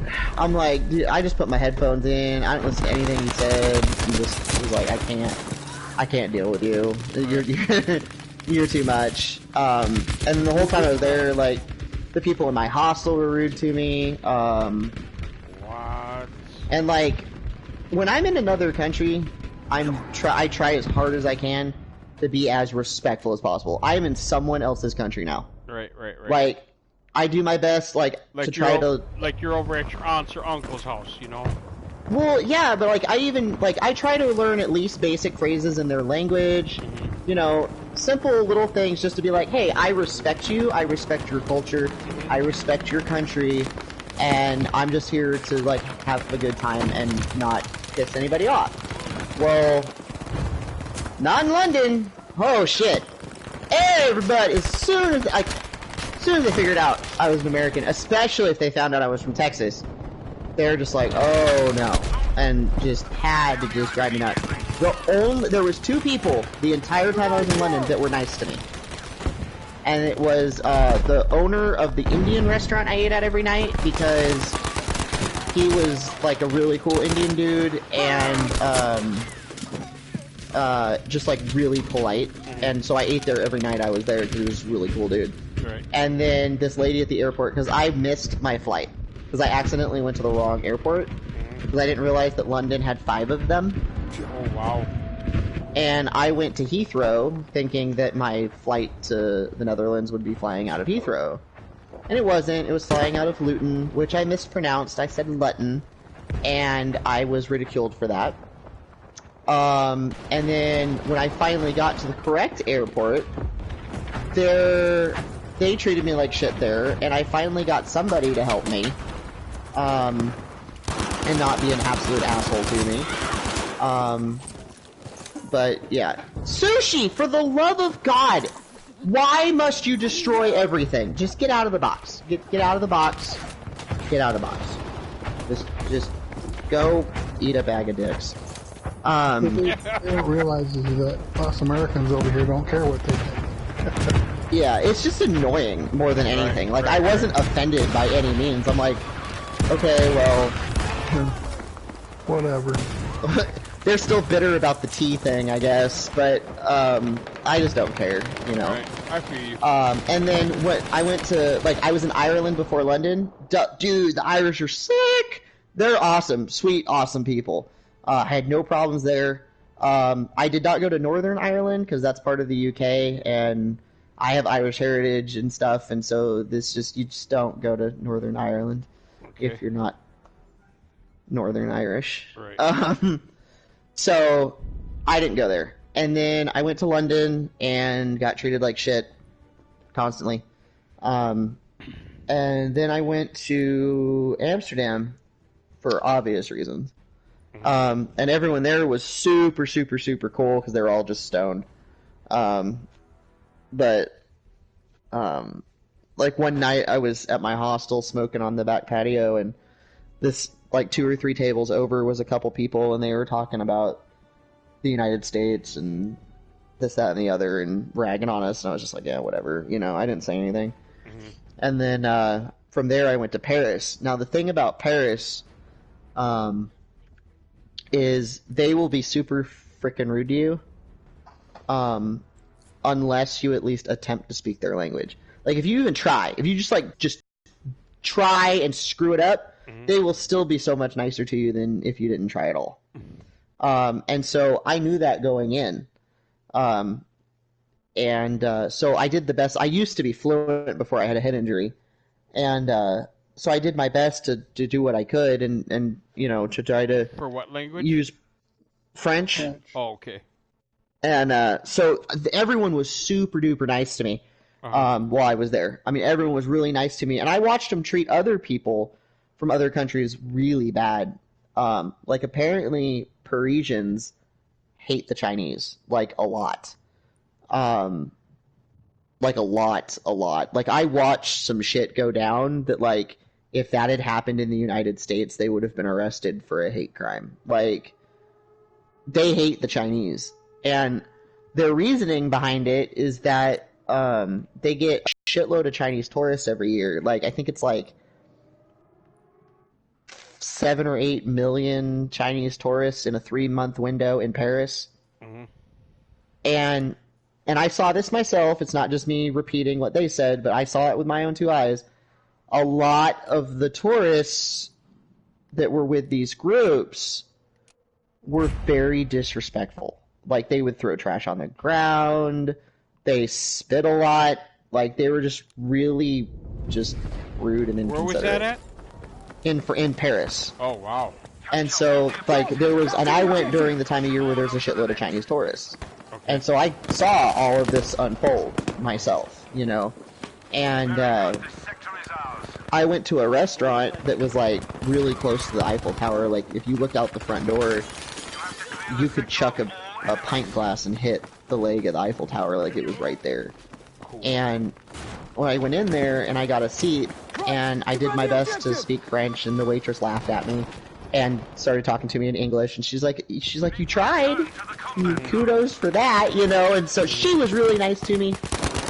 And so she was telling me, like, there was a table of 20 Chinese people that had come in before me that were not getting any attention of any kind. And I asked her, I'm like, I'm not trying to be nosy or rude or anything, but, like, why aren't you helping them?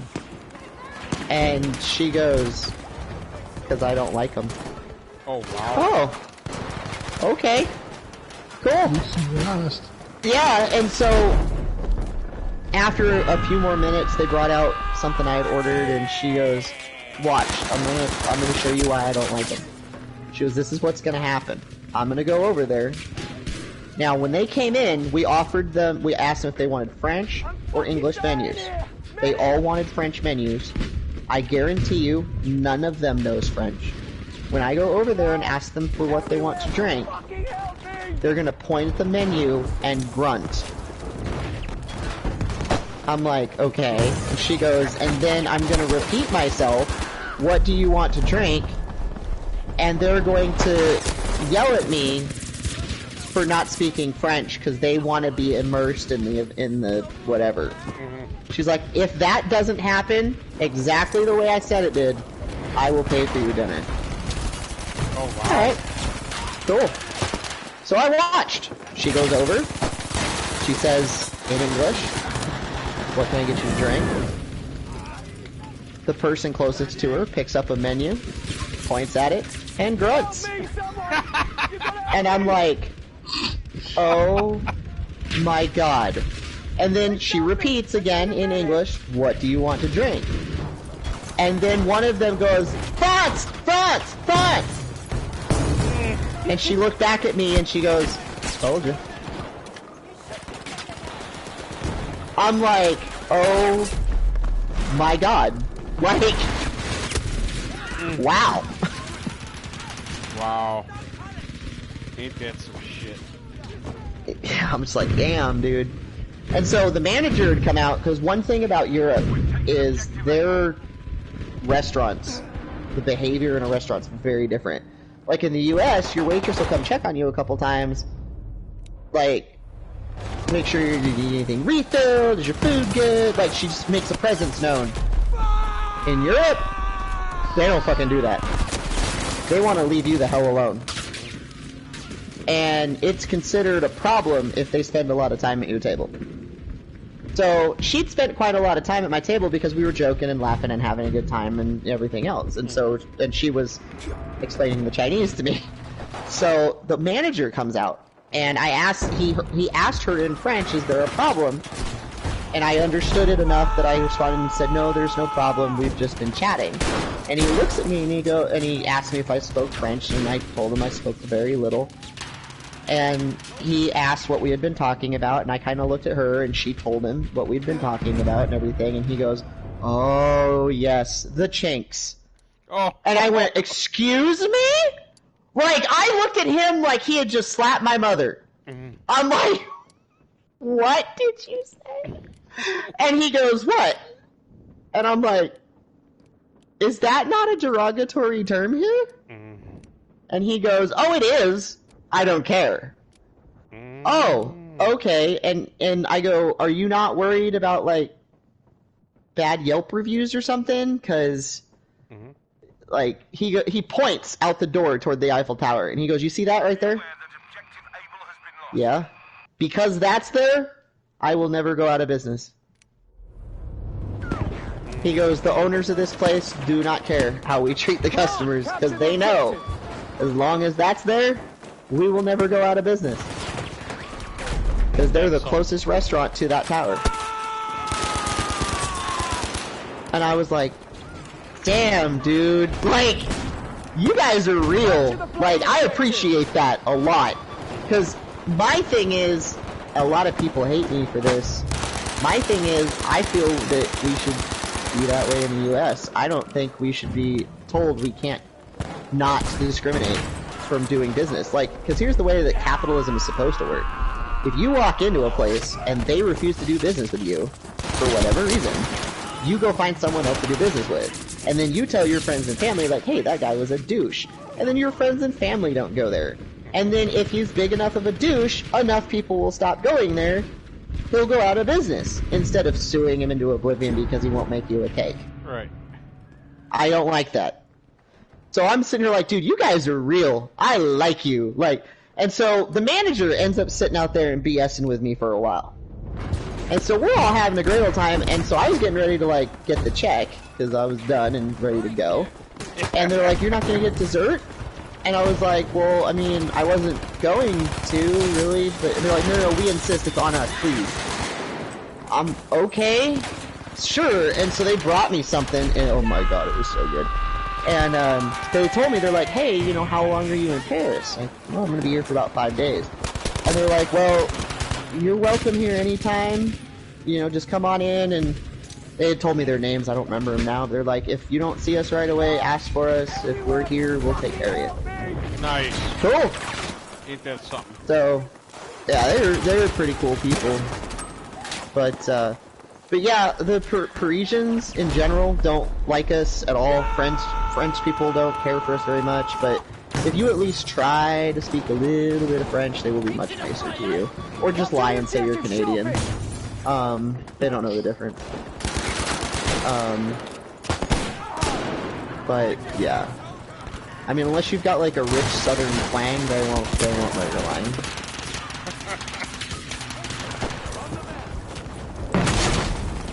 But the French don't like Americans, though, huh?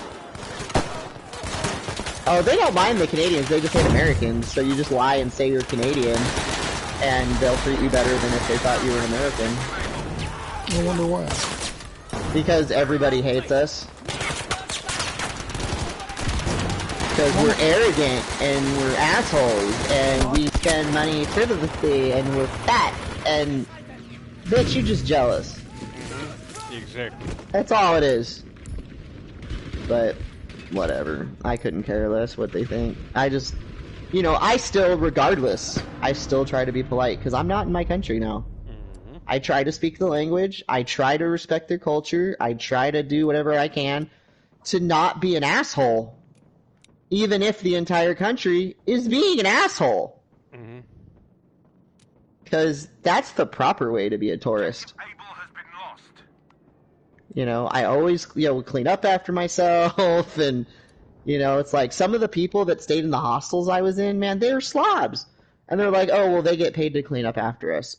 Are you kidding me right now? Mm-hmm. Like, seriously. My mom and dad didn't raise me to be like that. Right! I'm like, you are in somebody else's, like, this is not yours. Like, this doesn't belong to you. You treat it with respect. Exactly. Right. Right.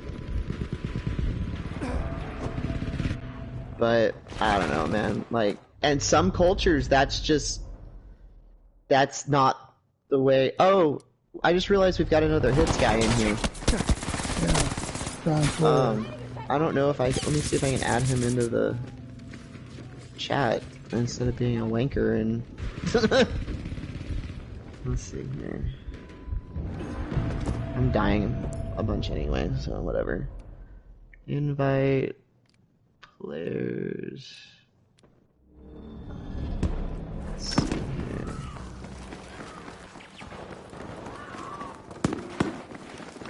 And here I thought, oh, London's so cool, I want to go there. And now taken the objective. Like, I'd rather go on the Carnival. Yeah. Cruise ship. For real. Why can I not?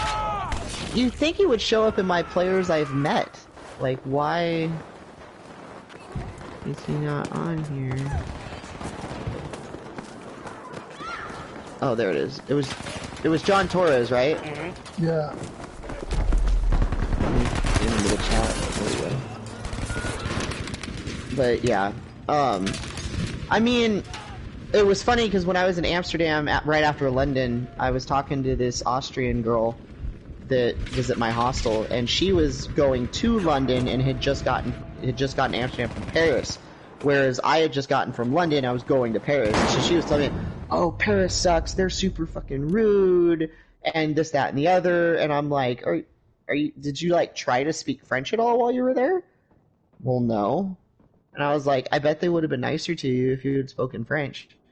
And they were like, whatever, you know, da-da-da. And I was like, well, I just got back from London, and they were super rude and horrible people. So we added each other on Facebook, right? And so the next time we talked to each other, we sent each other a message from the other countries that we had gone to. And she was like, oh, my God, I love London. They're all so nice and everything else. And I was like, that's funny because I love Paris. Everybody here is really nice to me because I'm trying to speak their language. You know, and everything else. And I'm like, and the only reason that people are being nice to you in London is because you're not from the United States. Mm-hmm. So,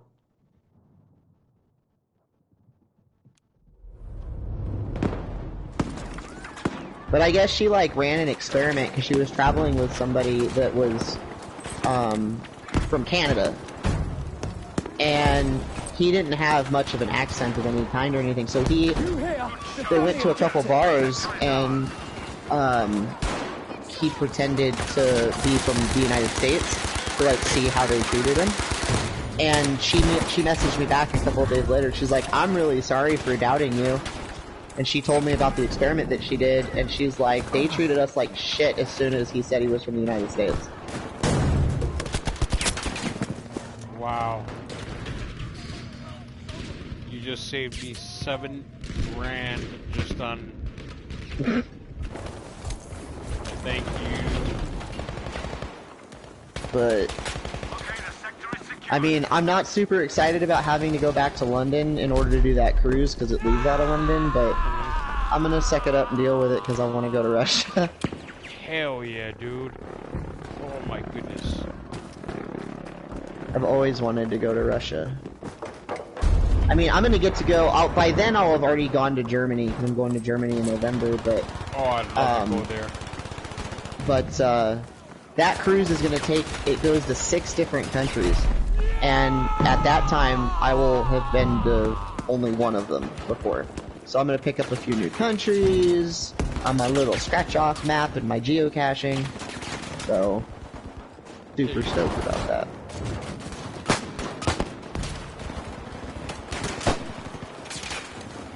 And you just go by yourself? Well, that time when I went to Europe, yeah, I went by myself. This time, though, I have a couple friends that are going with. Cause they, like, one of them has been to Germany before, but the others had never left the country before. So, we're all gonna go, and, they wanna go... I agreed that I would go back to a couple places I've already been to if we got to go to a couple places that I picked that I'd never been to. So they all agreed, and so we're going to go back to Paris, because they want me to give them the tour around Paris, because I have a friend that lives there, that if she can't give us the tour, I can give them the same tour she gave me, which takes you to, like, the not touristy parts of France, like, the real historical spots, that you don't really see tourists going to. And then we're also going to go back to Amsterdam, because, you know, we... So, but, you know, you can't be a stoner and go to Europe and not go to Mecca, you know? Exactly. So, it's like a religious pilgrimage. I knew a couple guys that went there, but never got into a real deep conversation about Amsterdam. Dude, I loved Amsterdam. I'm surprised I remember it, though. I paid for this tour. It was supposed to be the Amsterdam History of Cannabis tour. Because what a lot of people don't realize, and I didn't know this either, weed is not actually legal in Amsterdam. It is illegal. However, it is tolerated. And they don't actually enforce it. You're right. So, I pay for this tour, right? And I'm the only person that shows up for the tour. And my tour guide is this white dude with, like, Jamaican-style dreads. And his name is Bob. And Bob is supposed to give me my tour. I'm like, sweet, Bob, let's do it. So my tour consisted of, this is the visitor center where you met me today. And now we're going to go over to this dispensary so you can see what it's like to buy weed in Amsterdam. Cool, so we go to the dispensary, I buy some weed. Now, I have neuropathy really bad, so I can't roll joints, and that's the only way you can smoke, like, anywhere there. Mm-hmm. They don't have pipes and bongs and shit everywhere, it's just joints. Mm-hmm. So I asked him, like, would you mind rolling these for me? I can't do it. And he's like, oh, yeah, man, no problem. So he rolls all my weed into joints for me, and I stick them in my pocket, and we light one up, and we're smoking. And he's talking to me about, you know, this, that, and the other. He's telling me about the law and everything. And he's like, alright, you ready to go? And I was like, yeah, let's go. So he just takes me to another dispensary. And we just smoked more weed. Like, he didn't take me to, like, landmarks. It's just like, alright, so this is my favorite dispensary. This is, you know, whatever his name is. And this, that, and the other. Well, I find out later at the last dispensary, every dispensary that he gets someone to buy shit at, they give him a free joint. So, he's just taking me around trying to get me to buy weed from all these different dispensaries.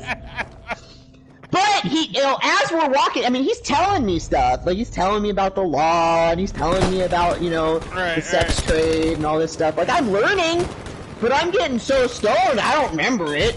You know, and so we get to the end of the tour, which is basically like, alright, my bus is over there, so I'm gonna go now. And I'm like, cool, bye.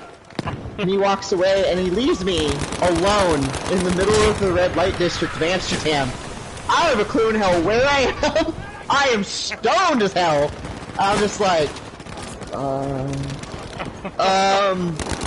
I've got like 6 joints in my pocket, like pens, right in my chest pocket of my shirt. And I've got a half-smoked one tucked behind my ear. And I'm like, and there's like these 3 cops just chilling. And I'm like, and instantly like, pre-legalization California pops in my head. And I'm like, dude, I've got weed. And I'm super high. And those are fucking cops. cops. And so I'm like, what do I do? And so one of them walks up to me. I'm like, all right, act cool, just play it cool, it's all good. And they're like, are you lost? Very lost. And they're like, all right, where are you trying to go? I'm like, I'm trying to get back to the visitor center. And they're like, we'll take you. And I'm like, okay. And I'm looking around, there's no car. So they walk me, my stoned ass, with 7 joints on me, to the visitor center. And they're talking to me and having a great time. And I'm like, I'm sorry, this is really weird for me. And they're like, well, where are you from? And I'm like, I'm from the United States. And they're like, oh, weed's not legal there, huh? And I was like, no, like, unless you're in certain states. And they're like, so this must be really weird, like, hanging out with cops and being stoned off your ass. And I was like, yeah, you could say that. And they're like, well, we could make it a little weirder for you. I was like, please don't. And they're like, no, give us your joints. I'm like, no, you're gonna take them. We're not gonna take them. Just give us each a joint. So they took a picture with me, all holding joints, like, yeah. I'm like, what the fuck? This is sick.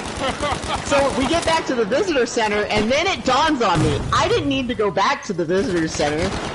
My train's on the other fucking side of town. So we literally just walked 20 minutes in the wrong direction, and I'm like, damn it. So I'm like, well, I guess I'll just hang out here some more. I mean, it's cool. They've got, like, cafes and shit, and everyone's smoking pot. I might as well kick it. It's cool. So I'm hanging out, and I'm just walking around, and so, like, I'm in the heart of the red light district, right? There are signs. Like, when you walk into the red light district, there are fucking signs that tell you in multiple languages, you are entering the red light district.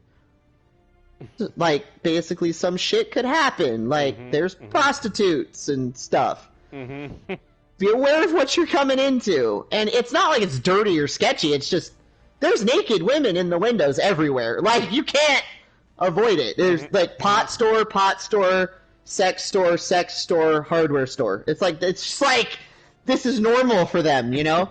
So, I am gonna quit out of the game, actually, because it's almost time for me to do my backup, but I'm gonna stay in the chat for a second. But anyway, so, fucking, yeah.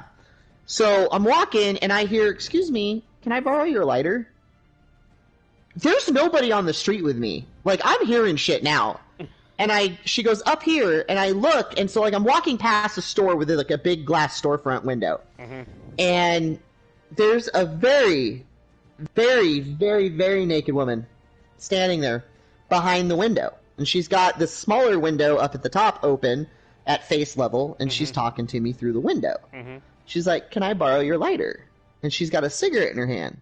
She's like, we can't smoke in the building, but I'm also naked, so I can't go outside, and I don't want to put clothes on, so I just smoke through the window instead. And I was like, oh, cool, yeah. And I'm, again, still super high.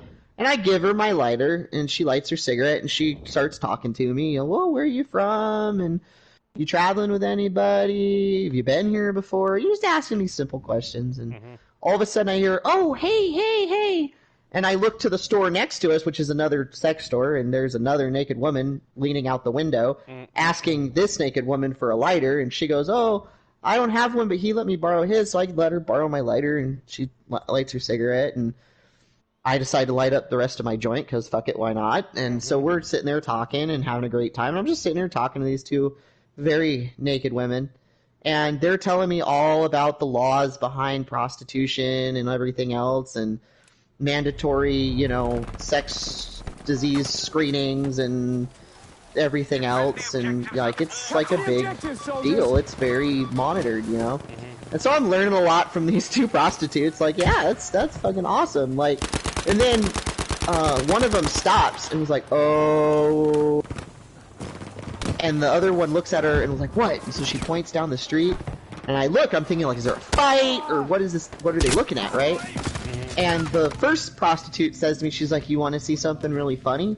And I go, yeah, sure. She's like, you remember walking past that big-ass sign when you entered into the red light district? I was like, yeah. Did you stop to read it? Yeah. So you know what it says? Yeah. Do you see that woman pushing a stroller with either her boyfriend or husband with a toddler?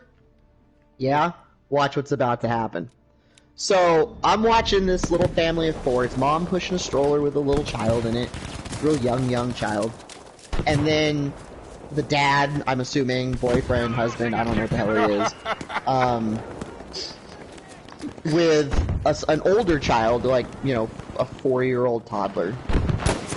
And I watched them walk down the street. And they enter into the red light district, walked right past the sign, didn't stop to read it, nothing. And they're walking, and, you know, the little boy that's walking with dad is, you know, like, being rambunctious and kind of running around, and he's trying to grab his hand and get him to stop. And then he goes, "Look, Daddy, a fire truck!" And the two women start laughing, and I don't know what the hell he's talking about. So I look over, they're standing right in front of a sex shop, and the fire truck is a gigantic red dildo. And Mom looks at it, and then looks at her husband, who has now noticed that there is a naked woman standing about 4 feet to the right of the fire truck. And she loses her fucking mind. What kind of depraved bullshit is this? And she just starts flipping out. She smacks her husband. Why are you looking at her? Because she's in the window. Like, the hell? Like, my son thought that was a fire truck, and what the fuck is this? And these two prostitutes that I'm talking to are laughing their asses off. They're laughing so hard everything's jiggling, and I'm just laughing. Well, of course, they hear us laughing, because the streets aren't that wide. Like, the only thing separating me from this lady is the canal. So she's like, "What the fuck are you laughing at?" I'm like, "You," frankly. And the prostitutes talk to each other in Dutch, and she's like, "I don't understand what's so funny. You're just some sick, deprived..." No. I was like, "Lady, you're in the red light district of Amsterdam. What the fuck did you think you were gonna see?"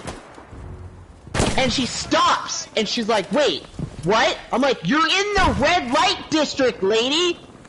"No, I'm not." "Bitch, you walked past a 6-foot-tall sign 10 seconds ago." So she pushes the stroller all angry back to the sign, and I'm watching her read it. And her eyes just keep getting bigger, and bigger, and bigger. And she smacks her husband. "Why didn't you say something?" He's like, "You were walking too fast. I didn't have time to read the sign." And so the little boy is still, "I want the fire truck." And I am just dying. And there's cafes all along the street. There are people out sipping coffee, smoking pot, eating brownies, just laughing at this woman. The whole red light district knows she's there now. So the cops come over because they're used to this, and they're trying to, like, get her to go away. You know, like, chill out, man. Like, I shit you not, one of the cops asked her, "Do you want to, like, smoke a joint or something so you can calm down?" And I was like, I looked up at the sky and I was like, I have found my people. A cop just asked a crazy bitch if she wanted to smoke to shut her up. Alright. I'm like, yes, you are my people. Easy, I'll help you. So then I finally realized, like, I've been standing here talking to these prostitutes for like an hour. I'm like, I'm gonna keep on going now. And I keep walking. And I see this really pretty cat, really gorgeous cat, just chilling on the sidewalk. And he lets me come up to him, and I'm petting him, and he's purring, and I'm in heaven. I'm high, and I've got a cat. I'm like, yes! So then I hear a voice from behind me. He says, "You can pet him, but please don't feed him." And I looked, and I'm like, what? And it's this guy in a tux. And he's like, "Yeah, please don't feed him. All the stray cats around here are really, really friendly, but if we don't feed them, they eat all the mice and stuff, and the annoying birds and shit like that, because we're on the canal, and there's a lot of rodents, and so it helps to keep the rodent population down. But if you feed them scraps and stuff, they won't hunt the mice. Right. I was like, oh, okay, that makes total sense, you know, cool. So I'm petting the cat, and the guy starts talking to me, like, where are you from, da-da-da, and he's talking to him. Now, this whole time, I am kneeling down on the street with this cat in front of a shop, like it's a big store thing. Kind of looks like a movie theater, but I'm not really paying attention to what it is. Right. And so I'm petting the cat and everything, and like the guy was like, hey, you know, you seem really cool. Would you like a free pass to come in here? I'm like, well, what is here? Like, and I look up, and it is the Sex and Pornography Museum. And I was like, what? He goes, yeah, it's a museum all about the history of sex and pornography. I'm like, hell yeah, you can give me a free pass to go in there. So I go in, and I'm thinking it's going to be like, you know, a museum. Uh-huh. I was wrong. So it's kind of like a museum. There's little exhibits with, like, stuff to read. And then there's, like, a window with two people doing positions from the Kama Sutra. Oh, wow. And I'm like, oh. Okay, I didn't know people... Oh, you can bend like that? And so you're seriously just watching two people fuck. And I'm like, alright, cool. So I go to the next window, and it's like some other thing from another weird religion, like sex-related stuff. And I'm like, cool! Oh, you can... Okay, you can put that there? Alright, cool. So then, you know, there's like another little exhibit with some words and stuff, and then there's like a video of like sex in the 30s, and I'm like, oh, hey! And then there's another display of people like doing tantric sex, and it's like, okay. And then there's another room all dedicated to BDSM and shit, and there's like a woman spanking a dude, and I'm like, wow, this is a fully immersive experience, and like, the tour guide's just laughing at me, right? So we get to the end and everything, and Amos, what the fuck are you doing, you weird-ass cat? So we get to the end, and he said, what did you think? And I was like, so... I guess there's a different word for this in the United States. You call this a museum, I call it a people zoo. And he just starts laughing. He's like, I hear that a lot, actually. And I was like, so... We've lost objective Able. How do you get a job here? Like, this seems like a really cool gig. Yeah. And he's like... He's all, well, everybody in here is on salary, they have full health coverage. I'm like, they literally get paid to fuck in a window. Wow. Yeah, basically. I'm like, huh. Cool. Around the world with I guess. the hell. This is a beautiful thing, man. Yeah. I love it you was for pretty this. sweet. I love you for these stories, man. That was beautiful. But I must, I must go. Yeah, dude, you gotta make the voyage out to because holy shit. I feel And you. then, like, I got done in there, and I asked the guy, I was like, listen, I'm really fucking high, and I don't have a clue in hell where I am. And he goes, well, where are you trying to go? I said, well, I'm trying to get to my hostel. He's like, what hostel are you at? And I told him the name of my hostel. Which, for the record, if anybody's actually listening or watching your stream or anything, Via Amsterdam is the greatest hostel in all of Europe. It's fun, it's clean, it's awesome, I love it. Anyway, so I told him, I was like, I'm staying at Via Amsterdam, and he was like, oh, okay, so you're going to want to walk down this street, and then you're going to catch the train, and it'll take you to this stop, and then you'll get off there, and you just a short walk from there. I was like, sweet!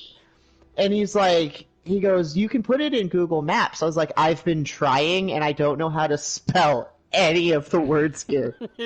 And he goes, give me your phone. So I give him my phone, he punches it in for me, because, you know, it's a word that's like a single syllable in English, but it's got 27 letters and I think a number.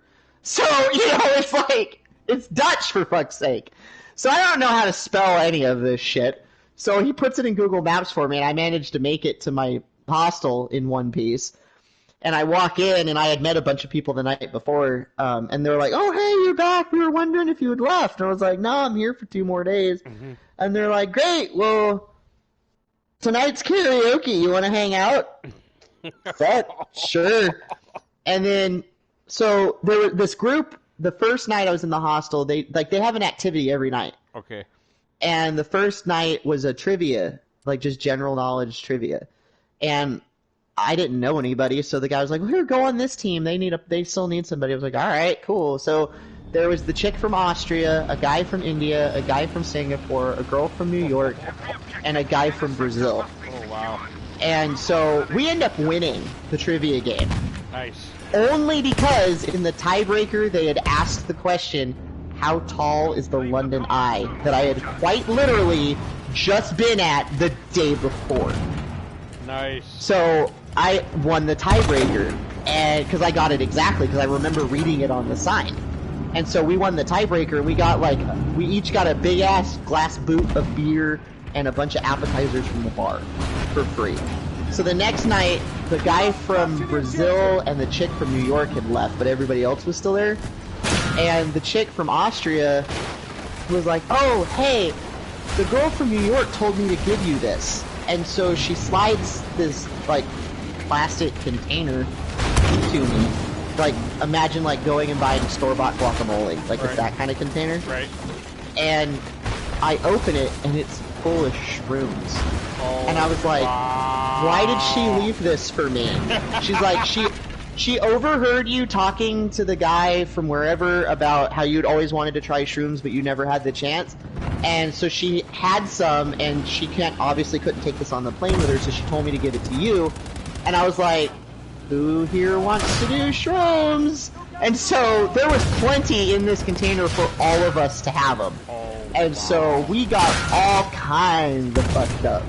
And then, so we're tripping balls and listening to karaoke.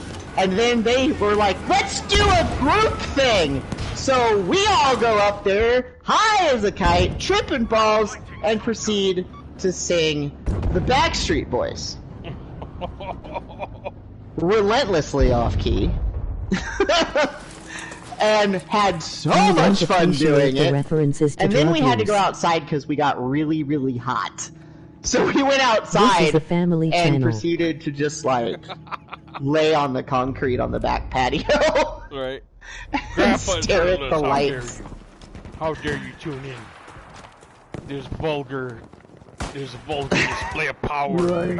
And we're just gonna say, This is Is not someone Minecraft. complaining? This is Battlefield. No. I was gonna say, if someone's complaining, Oh my god. I don't this guy, care. This guy is a shit. You know Grapper Shirtless? yeah, I do. what? Who? Grapper Shirtless. Yeah. He's badass. Oh, no, I don't know. But yeah, I would love to just walk down the red light district and just talk to You just want to babes, see all the titties. titties and poutine. Putang.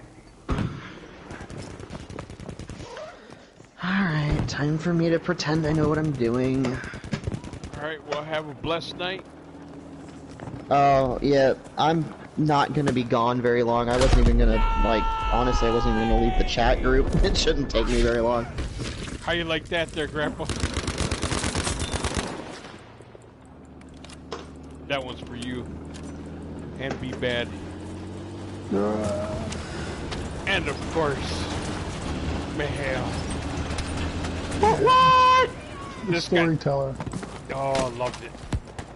I needed that, man. I really did. Just to know, you know, what it's like to be somewhere else other than here. You know what I mean? Yeah. I don't want to This- know. Myself.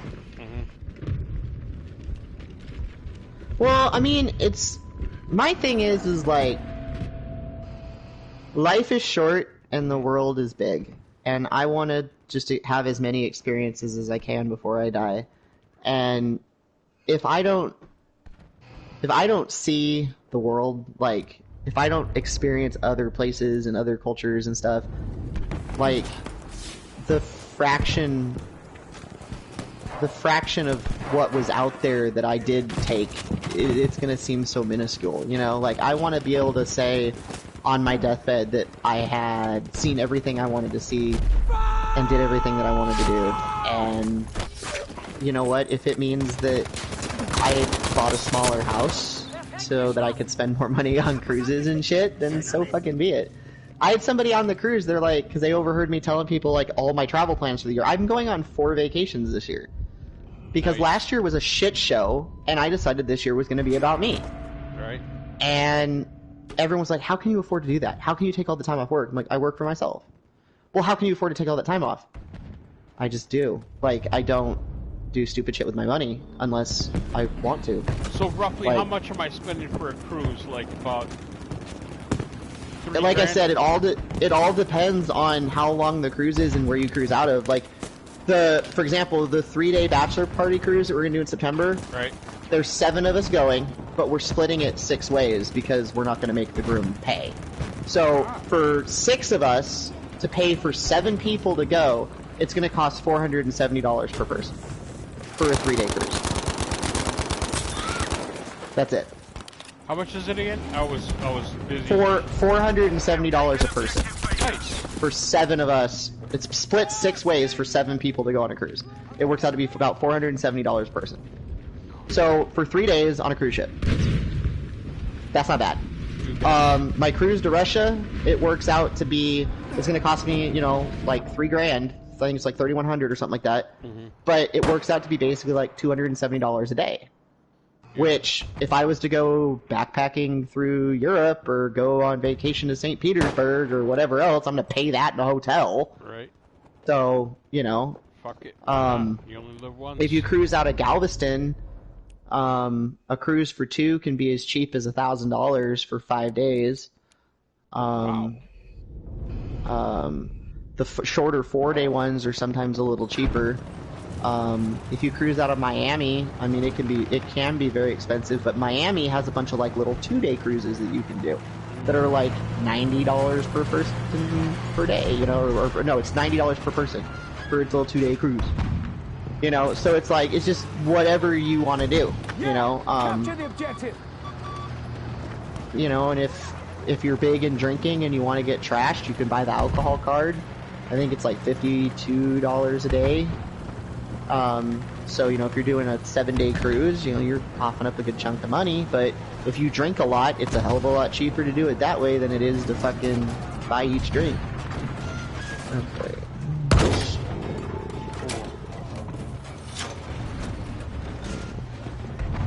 Okay, I disconnected. Okay, so I need to do this. Ah, got him. Oh, you son of a... You son of a leaky vagina. Son of a leaky vagina. Hey, Grandpa Shirtless, sounds... are you playing right now, man? Awesome. Thank you so much for tuning in.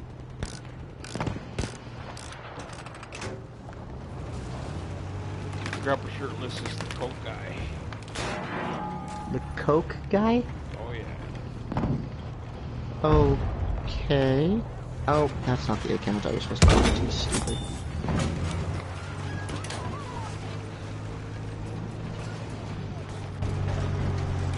I'd like to talk to him more about some of that Coke.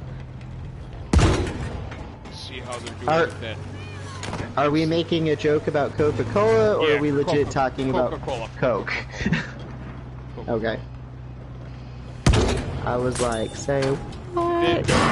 They were coming out with something that instantly turned your Coke into, like, automatically just with ice in it. What? Yeah. Huh. Like some refrigeration, and it's like some gel, some additive, whatever, that automatically turns cold. Turns it like interesting.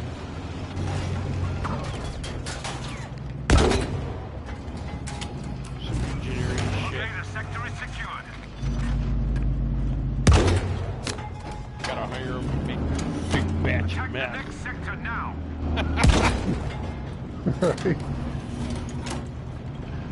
Fuck it, I'll go to sleep tomorrow.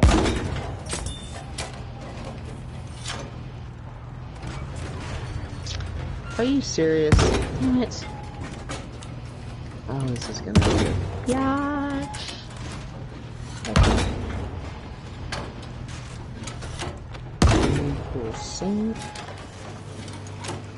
I need to think about what I have done.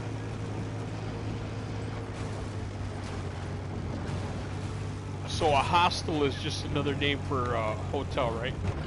Well, no, it's not quite like a hotel. A hostel, you're pretty much just renting the bed. Like, you're usually sharing a room with other people. Oh Christ! Nobody doesn't get all crazy in there? I mean, they can sometimes. I've never seen anything that really worried me. What's the password? 1, 2, 3, 4, 5, 6, 7, 8, 9, 10, 11, 12.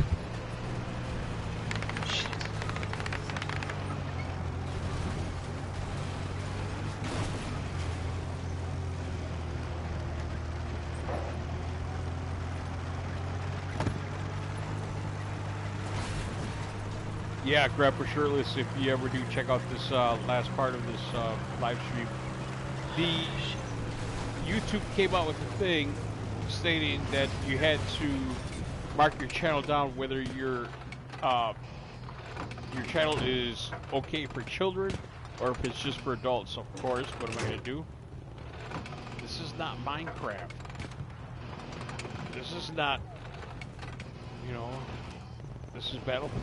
So, with, of course, characters like you, I, and others, the age group that we are all in, adults only.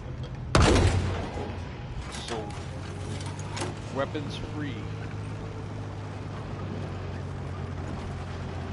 Like yeah, it's probably best for that, because... Yeah, we like to talk about your last date. And it was stinky mackerel. Peppy lip. 3-foot midget down in Tijuana you were screwing there.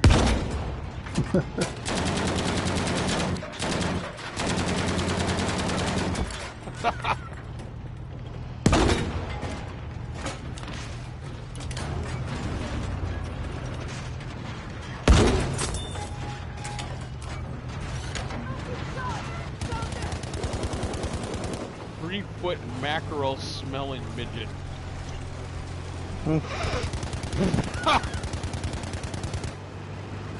Okay. Don't get me wrong, I've never been with her. But if I ever do, she better not smell like me. Right. I second that motion.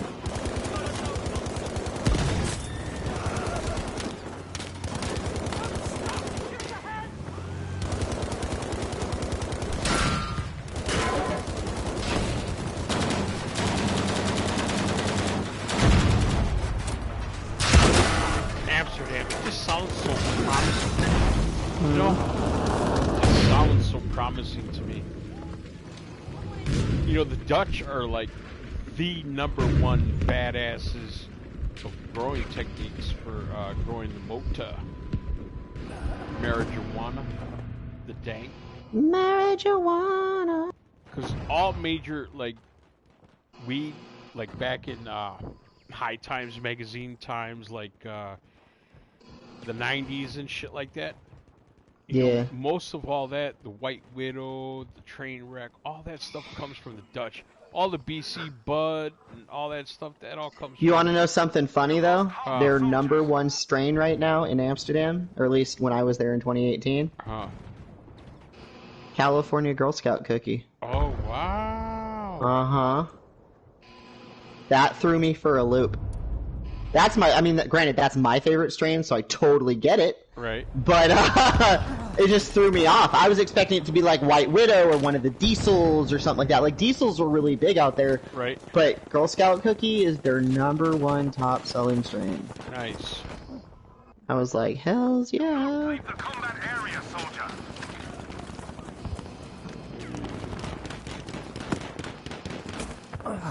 The closest place, I haven't gone to Chicago yet in kind of a while, but I'd like to go out to Illinois. Just got to do some research. I missed it. Oh, I have to go to Chicago at least every other year. I fucking hate that place. Let's go! Capture the objective! It's always really cold and smells like pee. It does. It smells like pee. Yeah. with the little garbage floating around on the sidewalks and in the corners. Yeah, I feel you. The sidewalks are like frozen. I don't know how to say it, outline pee stains on the sidewalks. And they're like the weed that I managed to get my hands on up there was awful weed. Awful weed. I had to smoke way too much of it to get anything out of it.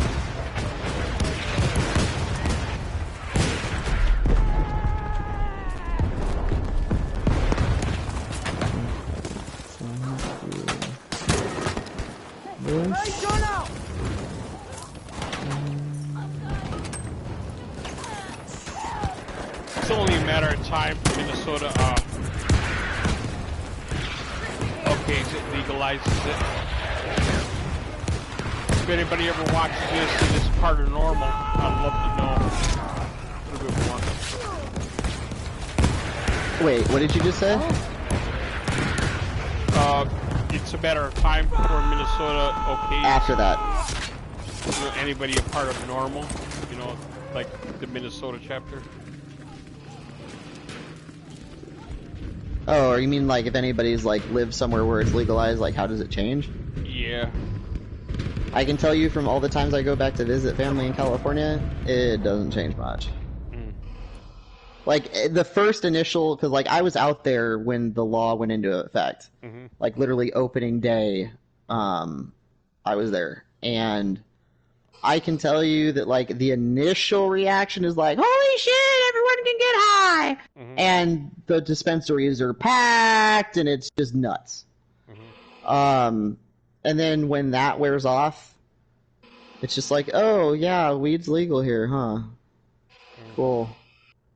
Like, people are still getting busted because they're growing acres of it in the middle of a national forest. Because they're stupid. You know, like, nothing changed.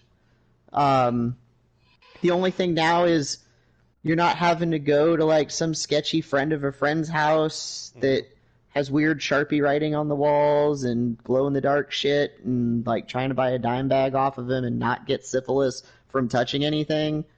So now you go to a legally certified building that checks your ID and gives you a veteran discount. Cool. That's like the only difference. You know, it's like everything else is exactly the same, but now I get to go look behind a nice glass counter or open up the little refrigerator and get my edibles or whatever the hell I want without being like, are the cops around the corner? Are you gonna shank me? What's going on? You know? That's the only difference. Everything else, like, you still feel super shady when you light up outside your house and you're just like, I can't smoke inside, so I'm gonna smoke out here. I hope nobody smells it. And you still sit here and you're like, I really hope I'm not bothering anybody with my pot smoke. You know, just like, nothing changes. Nothing changes at all. But what needs to change is the fact that my bowl is cashed out.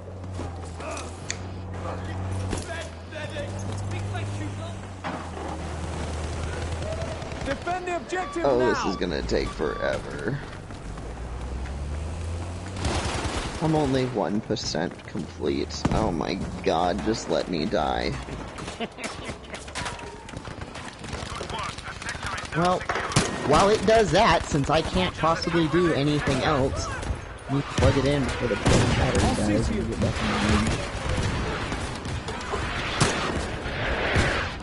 I need more outlets in my house.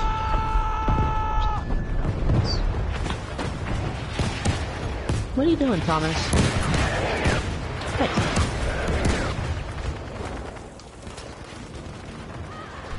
No, it was funny. I had this one guy. He was like, he goes, I don't understand how you can afford to cruise so much. Da da da da da. And I was just like, whatever, you know, kind of ignoring him because he was super drunk. And then like, I get to talking to this girl, and she was telling me that she's been single for a while, whatever. And I told her I'd been single for a while. And I said, yeah, it's just me and my cats. And she's like, oh, how many cats do you have? I said, you're gonna laugh at me. She goes, okay. I said, 5. And she's like, oh, that's kind of a lot. And I was like, yeah, I like cats more than people, honestly. And so the guy who had been harassing me earlier, he was just like, oh, that's how you afford it. You don't have a girlfriend. It's like, yeah, I don't have to pay for other people. Do shit. Like, yeah, I guess you could say that's how I afford it. He was just like, well, I mean, I guess if I was sad and lonely, I'd go on cruises all the time, too. I'm like, is that why you're here? Because you sure seem sad and fucking lonely. And the bartender, like, walked very quickly into the back. He was like, ah, I'm out! But, Right, capture the objective. yes, I got my cats. Listen. I was gonna leave, but damn it. You can go if you want. It won't break my heart. No, I know. But I already got stuck into this game.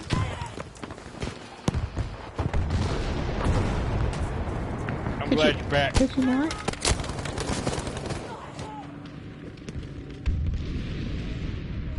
Well, I'm in the queue, but we'll see how that goes.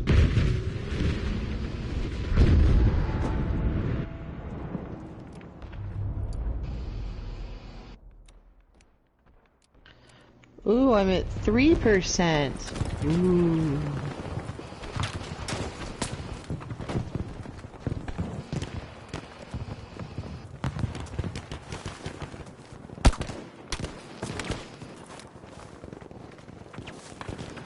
Give me a little crackhead.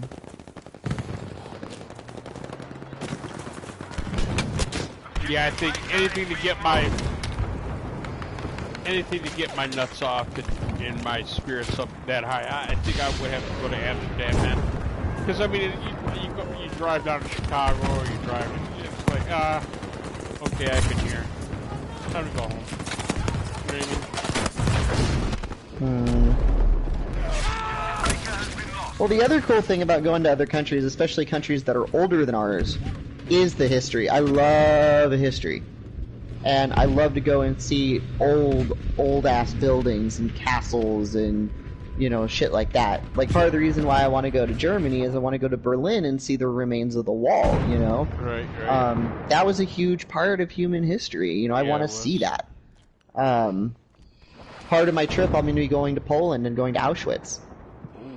And getting to go see that. Right. And I had some friends that just went there in September, and they said that there's no experience on Earth like that. Just like the feeling you get when you get there. You know, and I, like, when I went to Stonehenge, like, I could say the same thing. There, like, you can't explain the feeling that you have when you're there. Fuck, has there been a place you haven't been?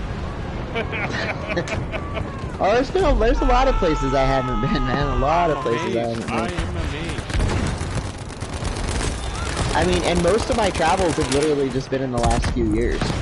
I like just recently started being able to afford to do all this shit, so it's go big or go home, you know? I book all the trips. How are they shooting me through a wall? I'm fucking dying here, medic! I hate this game sometimes. So what do? I mean, you drive way in the hell out to a field and there's the hedges, the stone hedges? Pretty much, you take a bus out to this like visitor center kind of thing, because it used to be like you could go up and touch the stones, and now they won't let you. So they take you to the visitor center. I mean, you can drive to the visitor center yourself. You don't have to take a bus. But I was on a tour, so on the bus. But once you get to the visitor center, then you have to take a shuttle bus to the stones. But you can. There's like you can only get so close. And there's a walkway that you walk around, and if you buy the audio tour, which I did, it tells you to start at a certain point and go in a certain direction so that it can tell you what you're looking at. And so when you get there, and you get on the bus and you're approaching the stones, and you come over this little hill and you see the stones, and it's like, ooh. Like, this is real. Like, because before you're like, I've seen that on TV, or I've seen that on the internet. And then you get to it and you're like, oh, it's real. And those are really fucking big. And so you get there and, like, you get off the bus and you put your little audio recording headphones on and you go to the start point and you push play. And you start listening to it and you're walking real slow around the hedges. And then, like, in the audio tour, it points out, like, oh, look to your left, and you're going to see a mound in the ground, like a grassed-over mound. And then look a little further beyond that, you're going to see another mound. And it suddenly dawns on you, they're everywhere. Wow. Like, you don't realize it, because when you think of Stonehenge, you think of the rocks. There's actually a pattern of these little mounds with, like, in a 2-kilometer radius around Stonehenge that they think is related. Like, the pattern matches some, like, ancient symbol or some shit, and so they think it's, like, part of the whole Stonehenge thing. And then, like, there was this white rabbit that ran by that was really cool. And so you're just walking, and you're looking at these rocks, and you're listening to the recording, and they're giving all these different theories of how the rocks got there. And, like, each theory makes sense, but still doesn't make sense. And you're sitting here and you're like, how did these motherfuckers get these big-ass motherfucking rocks all the way from southern Britain up here and then put them up there? Right. And so you're just sitting here and you're like, your mind is blown. Because here we are, at the time, 2018, at the peak of our technological prowess for now, and we still can't figure out how the fuck they did it.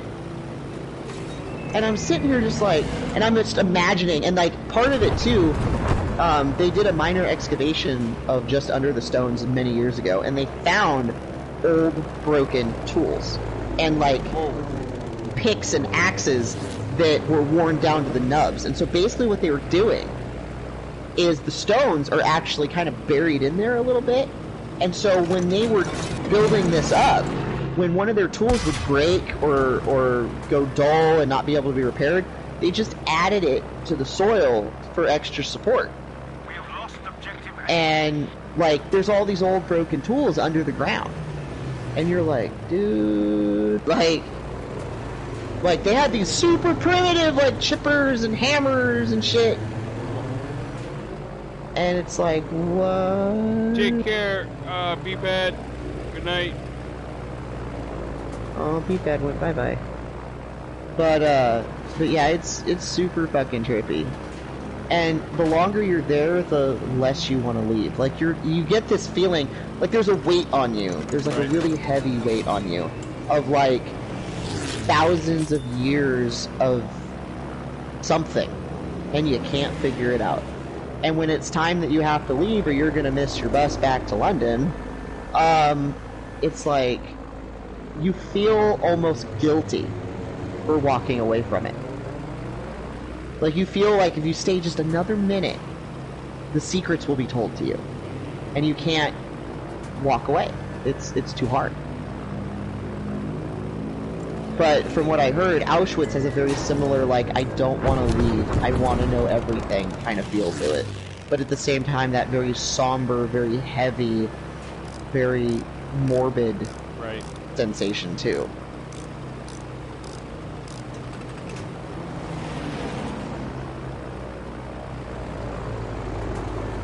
Yeah, I think what would be very creepy for me to go up there would just to be walking in that yard, you know, where they had the people, and you know, looking inside one of those ovens or the whatever building it was. The showers and yeah. shit. Like the claw marks on the shower walls. Oh and... my goodness, those poor people. Yeah, my friend that went, she said that she's actually going with us when we go this next time, because she said, I have to go back. I have to go back. And she's like, she's drawn to being there. Like, she needs, like, there's a secret somewhere, and she's gonna hear it. She just, you know, and I know the feeling, because that's how I felt at Stonehenge, and so I'm excited to go to Auschwitz, because I would like to see for myself what mankind is really capable of doing. And to just hope to God that we never repeat this. You know, I've always been a very strong believer in that saying of those that don't learn from history are doomed to repeat it. And I think that's one of the truest things that have ever been said. And so I like to immerse myself in that history so that I can appreciate what we have and what we've gone through to get there. Yes. Have you been out to Rome? Not yet. That's, I was hoping to do that on this next trip, but they didn't want to go to Rome until the summer, and we're going in November, and I couldn't talk them out of it, so... Right. Not this time. But it's on my list of places to go eventually. Yeah, now that, I would love to go there. Yeah, I really want to go to Rome and Greece. Check out the Colosseum. Yeah. And like, I'm not a religious person by any means, but I would love to go to Vatican City and see, you know, the capital of Catholicism, you know? 9%! I might get to go to bed this week. But I don't know, I'm weird like that. Like, I'm not religious at all, but I still like to learn about different religions, and because, you know, it's just religion and war and famine and all this other stuff, it's all part of the human picture. And so I may not agree with it or like it, but I still want to learn about it.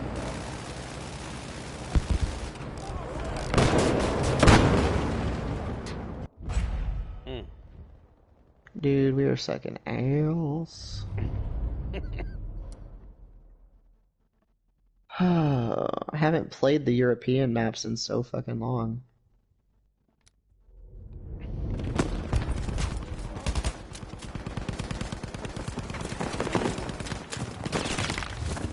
Oh shit. Let me try and grab John Torres. Sniped by a medic on the bridge.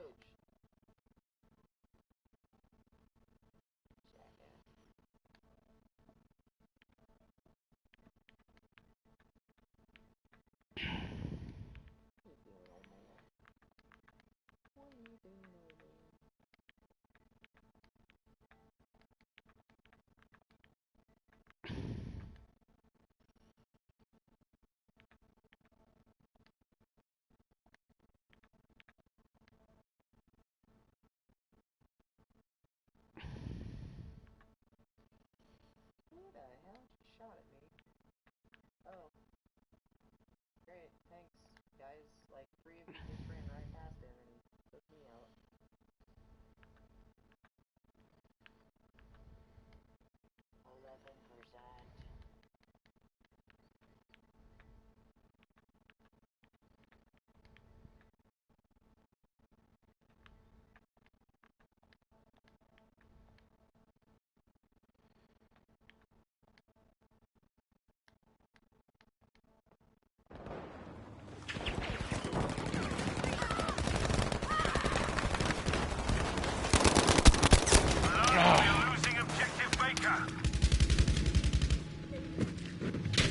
Yeah, I sent him an invite, but he didn't accept it.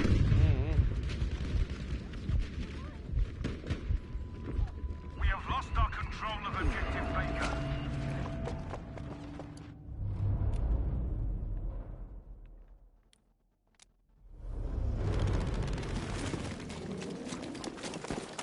Unless, do I have the settings screwed up? I might have the settings screwed up. Got it. Oh, there we go.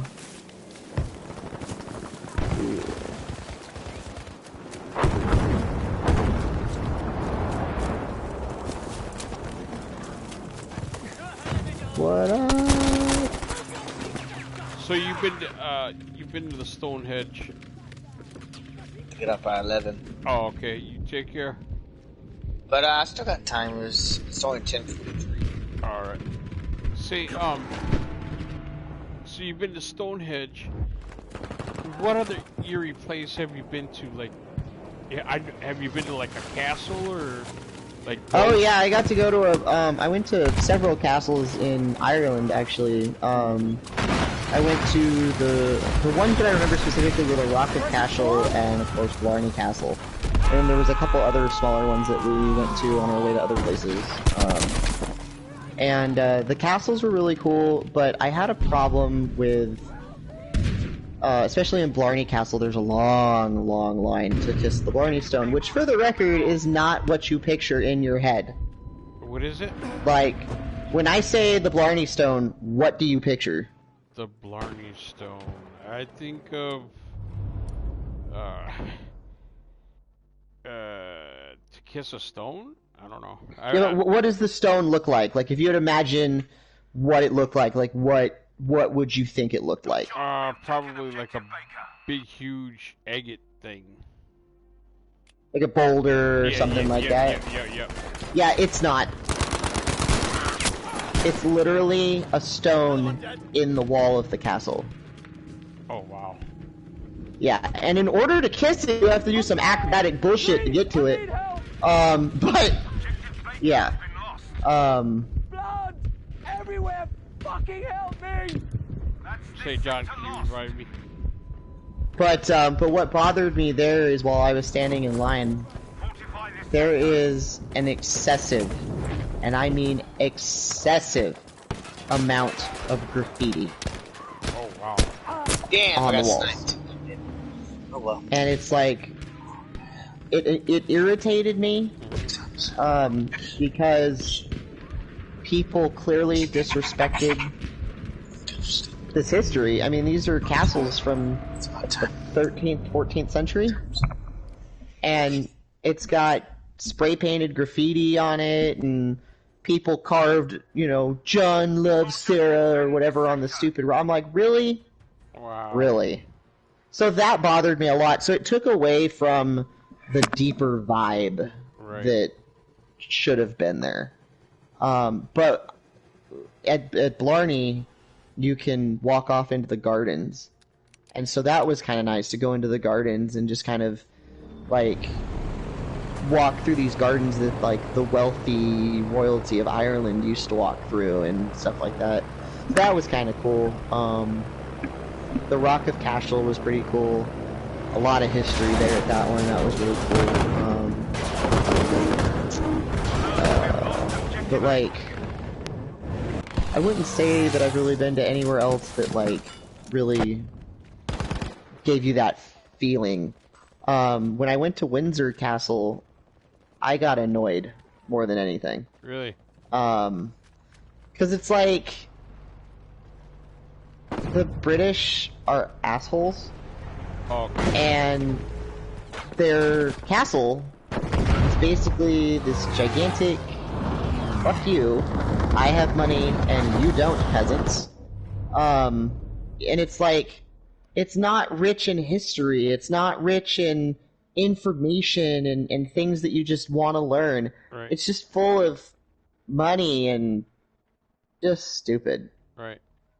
Like, you think of the ancient dynasties of China, and you think of, like, what it was like to rule over a land that hadn't even really been mapped, and to have this authority and power, and you think of British royalty, anything after, like, the 1700s, and you think of just pompous assholes. Yeah, defend the bloody objective. It's like, it doesn't carry the...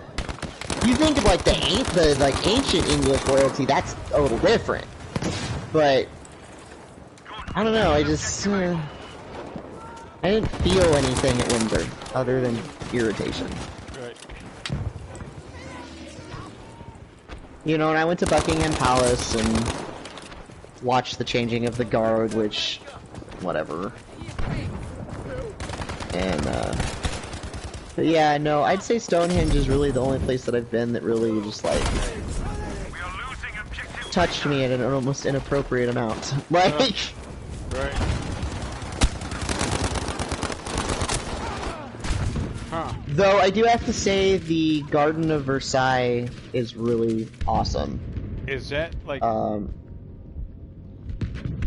Is that, that's like just that's like in Paris, like sort of in Paris. Okay. It's kind of like just outside Paris.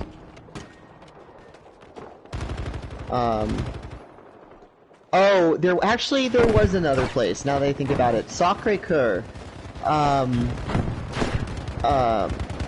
That church is really pretty. And it's very old, and I walked up the however many steps it was to the top of the bell tower, and the view of Paris, like everyone talks about, oh, go to the top of the Eiffel Tower, no, go to the top of the Sacré-Cœur, because I have this gorgeous panoramic photo that I took of the city from Sacré-Cœur. It's just, and you're sitting here just like, this church used to hold Paris's most faithful worshippers, you know? And Notre Dame was pretty badass. I got to see it before it was on fire. But like, there's a lot of really, yeah, I mean, Stonehenge by far was the most intense, but there's been a few places that really, like, will take your breath away for sure. If the Middle East wasn't completely insane, I would love to go see the pyramids.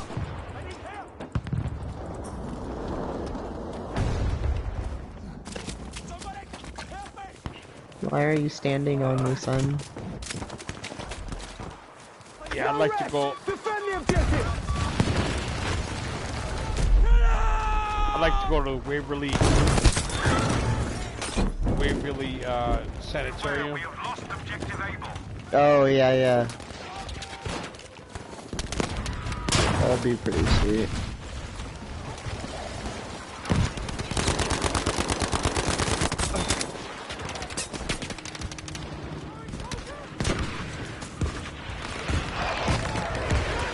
Oh, next time I go, we're gonna be going over to Normandy so I can go to the beach. Oh, wow. Wouldn't that be sweet? Yeah. Omaha? Yeah.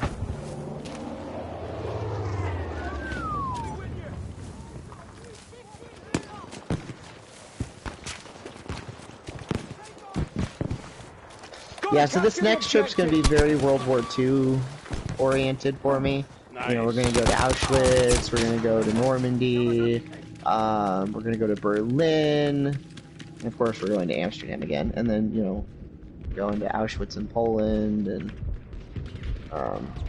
it's gonna be a pretty intense trip, I think. We've cut down half their number.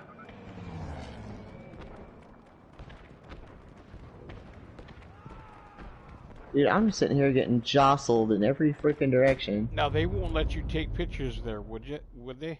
At, like, Auschwitz? I don't think so. Do we have enough to bring in a bomb? Nope. No, we're gonna have 50-something. 50,000.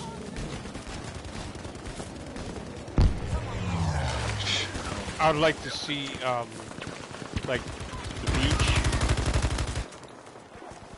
Or I'm wondering, you know, like how on Saving Private Ryan, that one guy, the sergeant, he grabs a jar and puts sand in it. Yeah. That'd be kind of cool to have something like that, you know.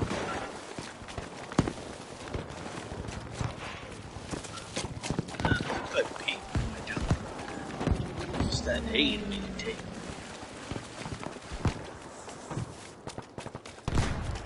Okay, we got a guy coming this way.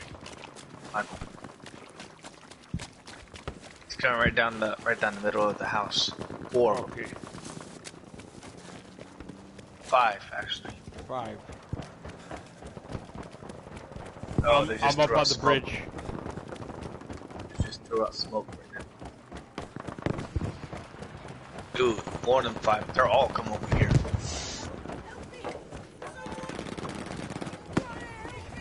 Objective Baker has been lost. Got one. Lost it. Lost this. Lost the second. Now. Damn. I'm dead. Well, I got another one before they took me out. Yeah, I have one low on health. So I'm at about 42% health.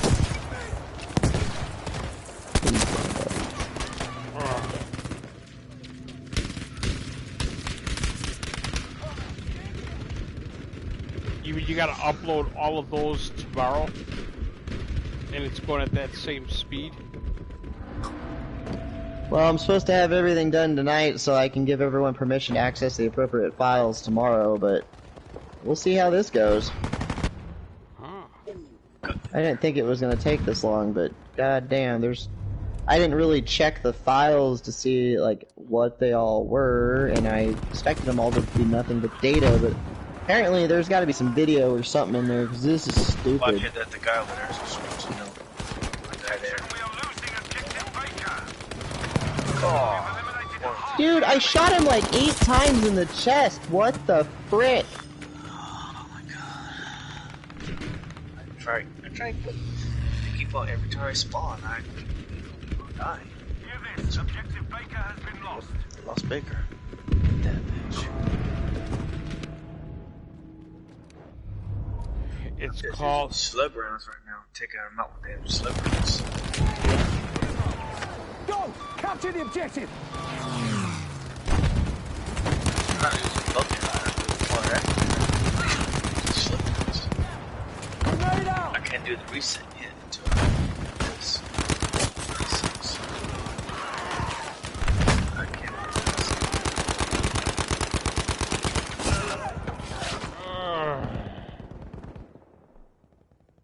Oh my god. They're all coming over here.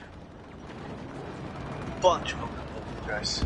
Aguacate MX.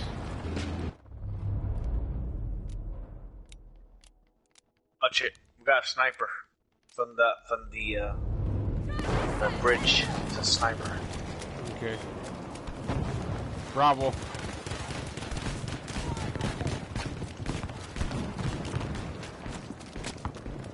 Yeah. There's literally a sniper across Coming the up from bridge. behind me. Hate that bitch.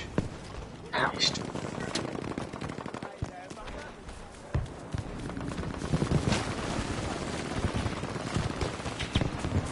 I'll do it. Come on.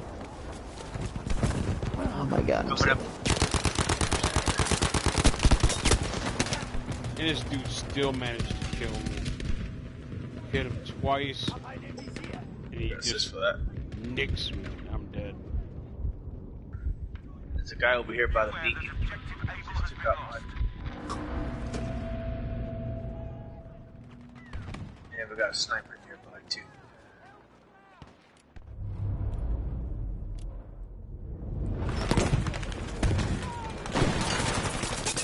Oh, Damn it! Oh shit, I didn't even see him, he was right in front of me, damn it! What are you doing, old man? Objective Baker is ours. What are we working on? What file are we working on?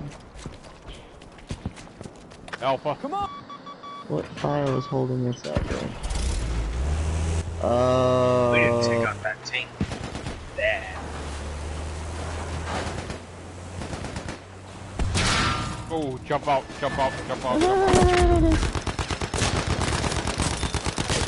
Running!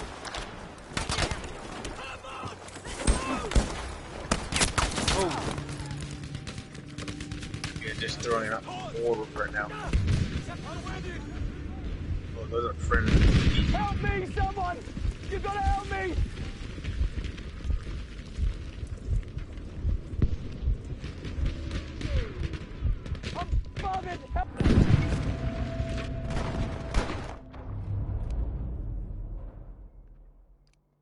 almost dead. God damn, how'd they come up from behind me? There was like 20 blueberries back there. Level 10 on support.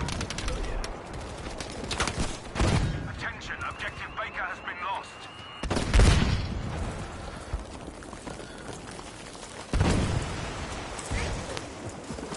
Oh, lost all the sectors. Sector is lost. Yeah, You we gotta must defend the retreat. objective. Yeah, I can't find. Can't find it. Oh, no. Where's this one?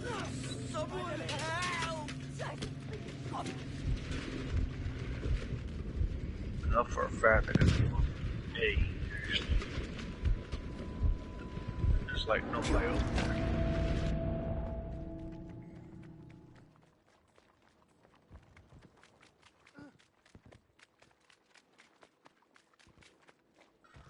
Alright, find out here. Or by B, I guess I'll probably take B. Let's do it. Come on! Defend the objective! Damn, I'm already spotted.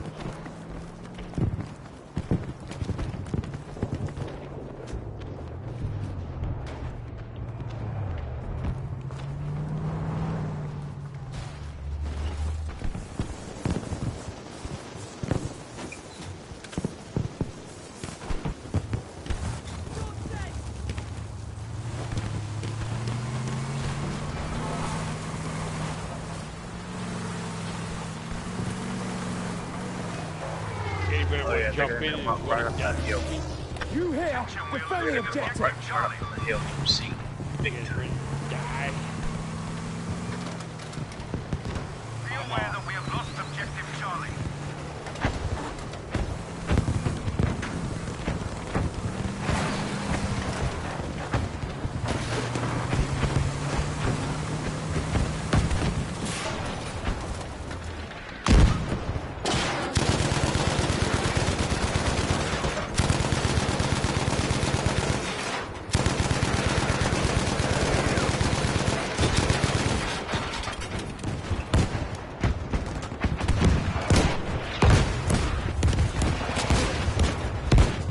Now! Capture the objective!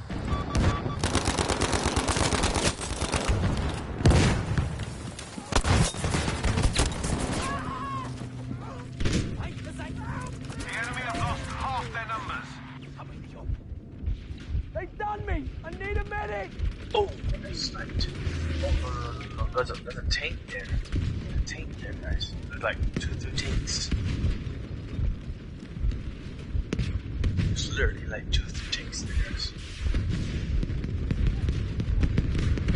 Oh, those tanks are high.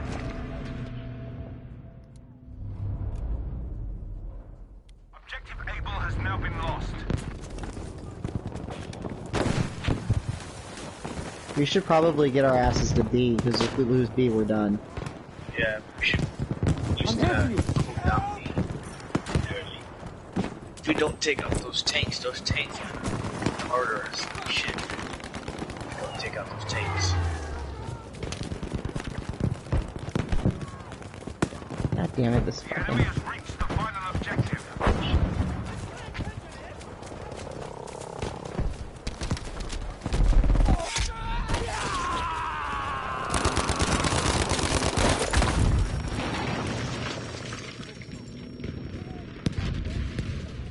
Well, once you get spotted, that's it. You're dead. Blood! Everywhere! Fucking help me! Yep, they got B. There's way too many of them. Objective Baker. Oh, hell yeah. Uh-oh, Warwick, get out here. Let's hold it. Bleeding now! Be aware we have lost objective Baker.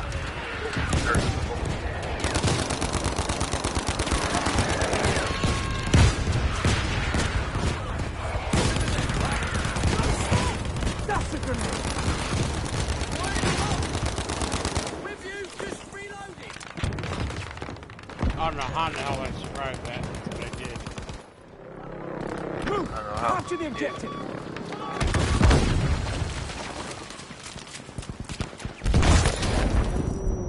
Oh, hello V1. Yeah. V1 one took your guys out. I just saw that. We now have control of objective A. Looked like a big ass motor strike that took out everybody. Yeah. Okay, it's to go for A and then go to B. We gotta steer right underneath their noses. We must capture the We have objective. lost objective Charlie. Go to B. We gotta steer right underneath their noses.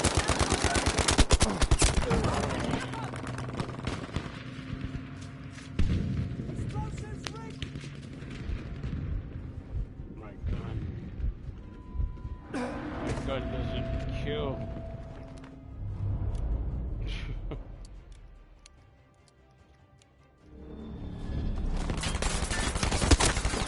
Damn it! That's sniped. He was like inside the pillbox.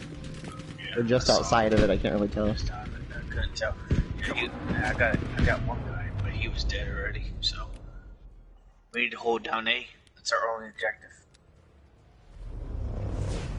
And here comes the B1. If we lose A, that's it.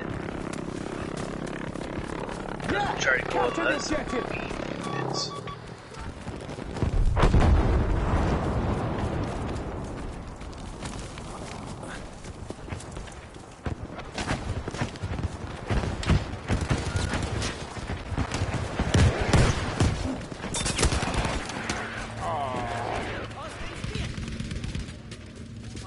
did a motor strike. Ooh, I'm dead. I got sniped.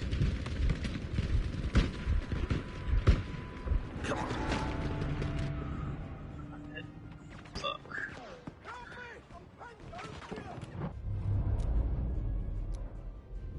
Alright, our only objective is holding down A then. Just have to hold it out. Unless we make a comeback here.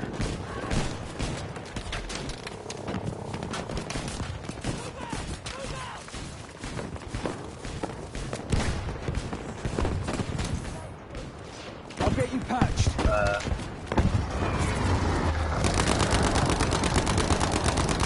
Objective Charlie is down.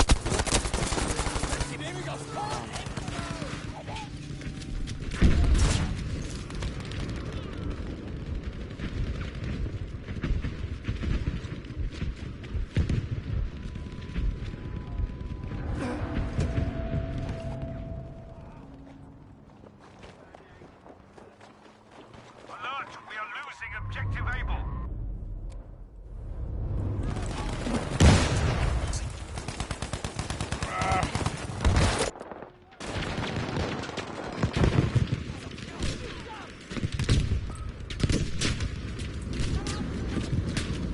I'm wounded. Taken objective A. Medic. Damn. We have lost objective Charlie. Oh my god, we lost objectives. Damn it. We lost Yep. this one. Yes, lost we this one did. bad. Yeah. Yeah. Alright, I'm calling it a night. Yep, same here. Alright, y'all have a good one. Yep, you too. Peace out. Yep.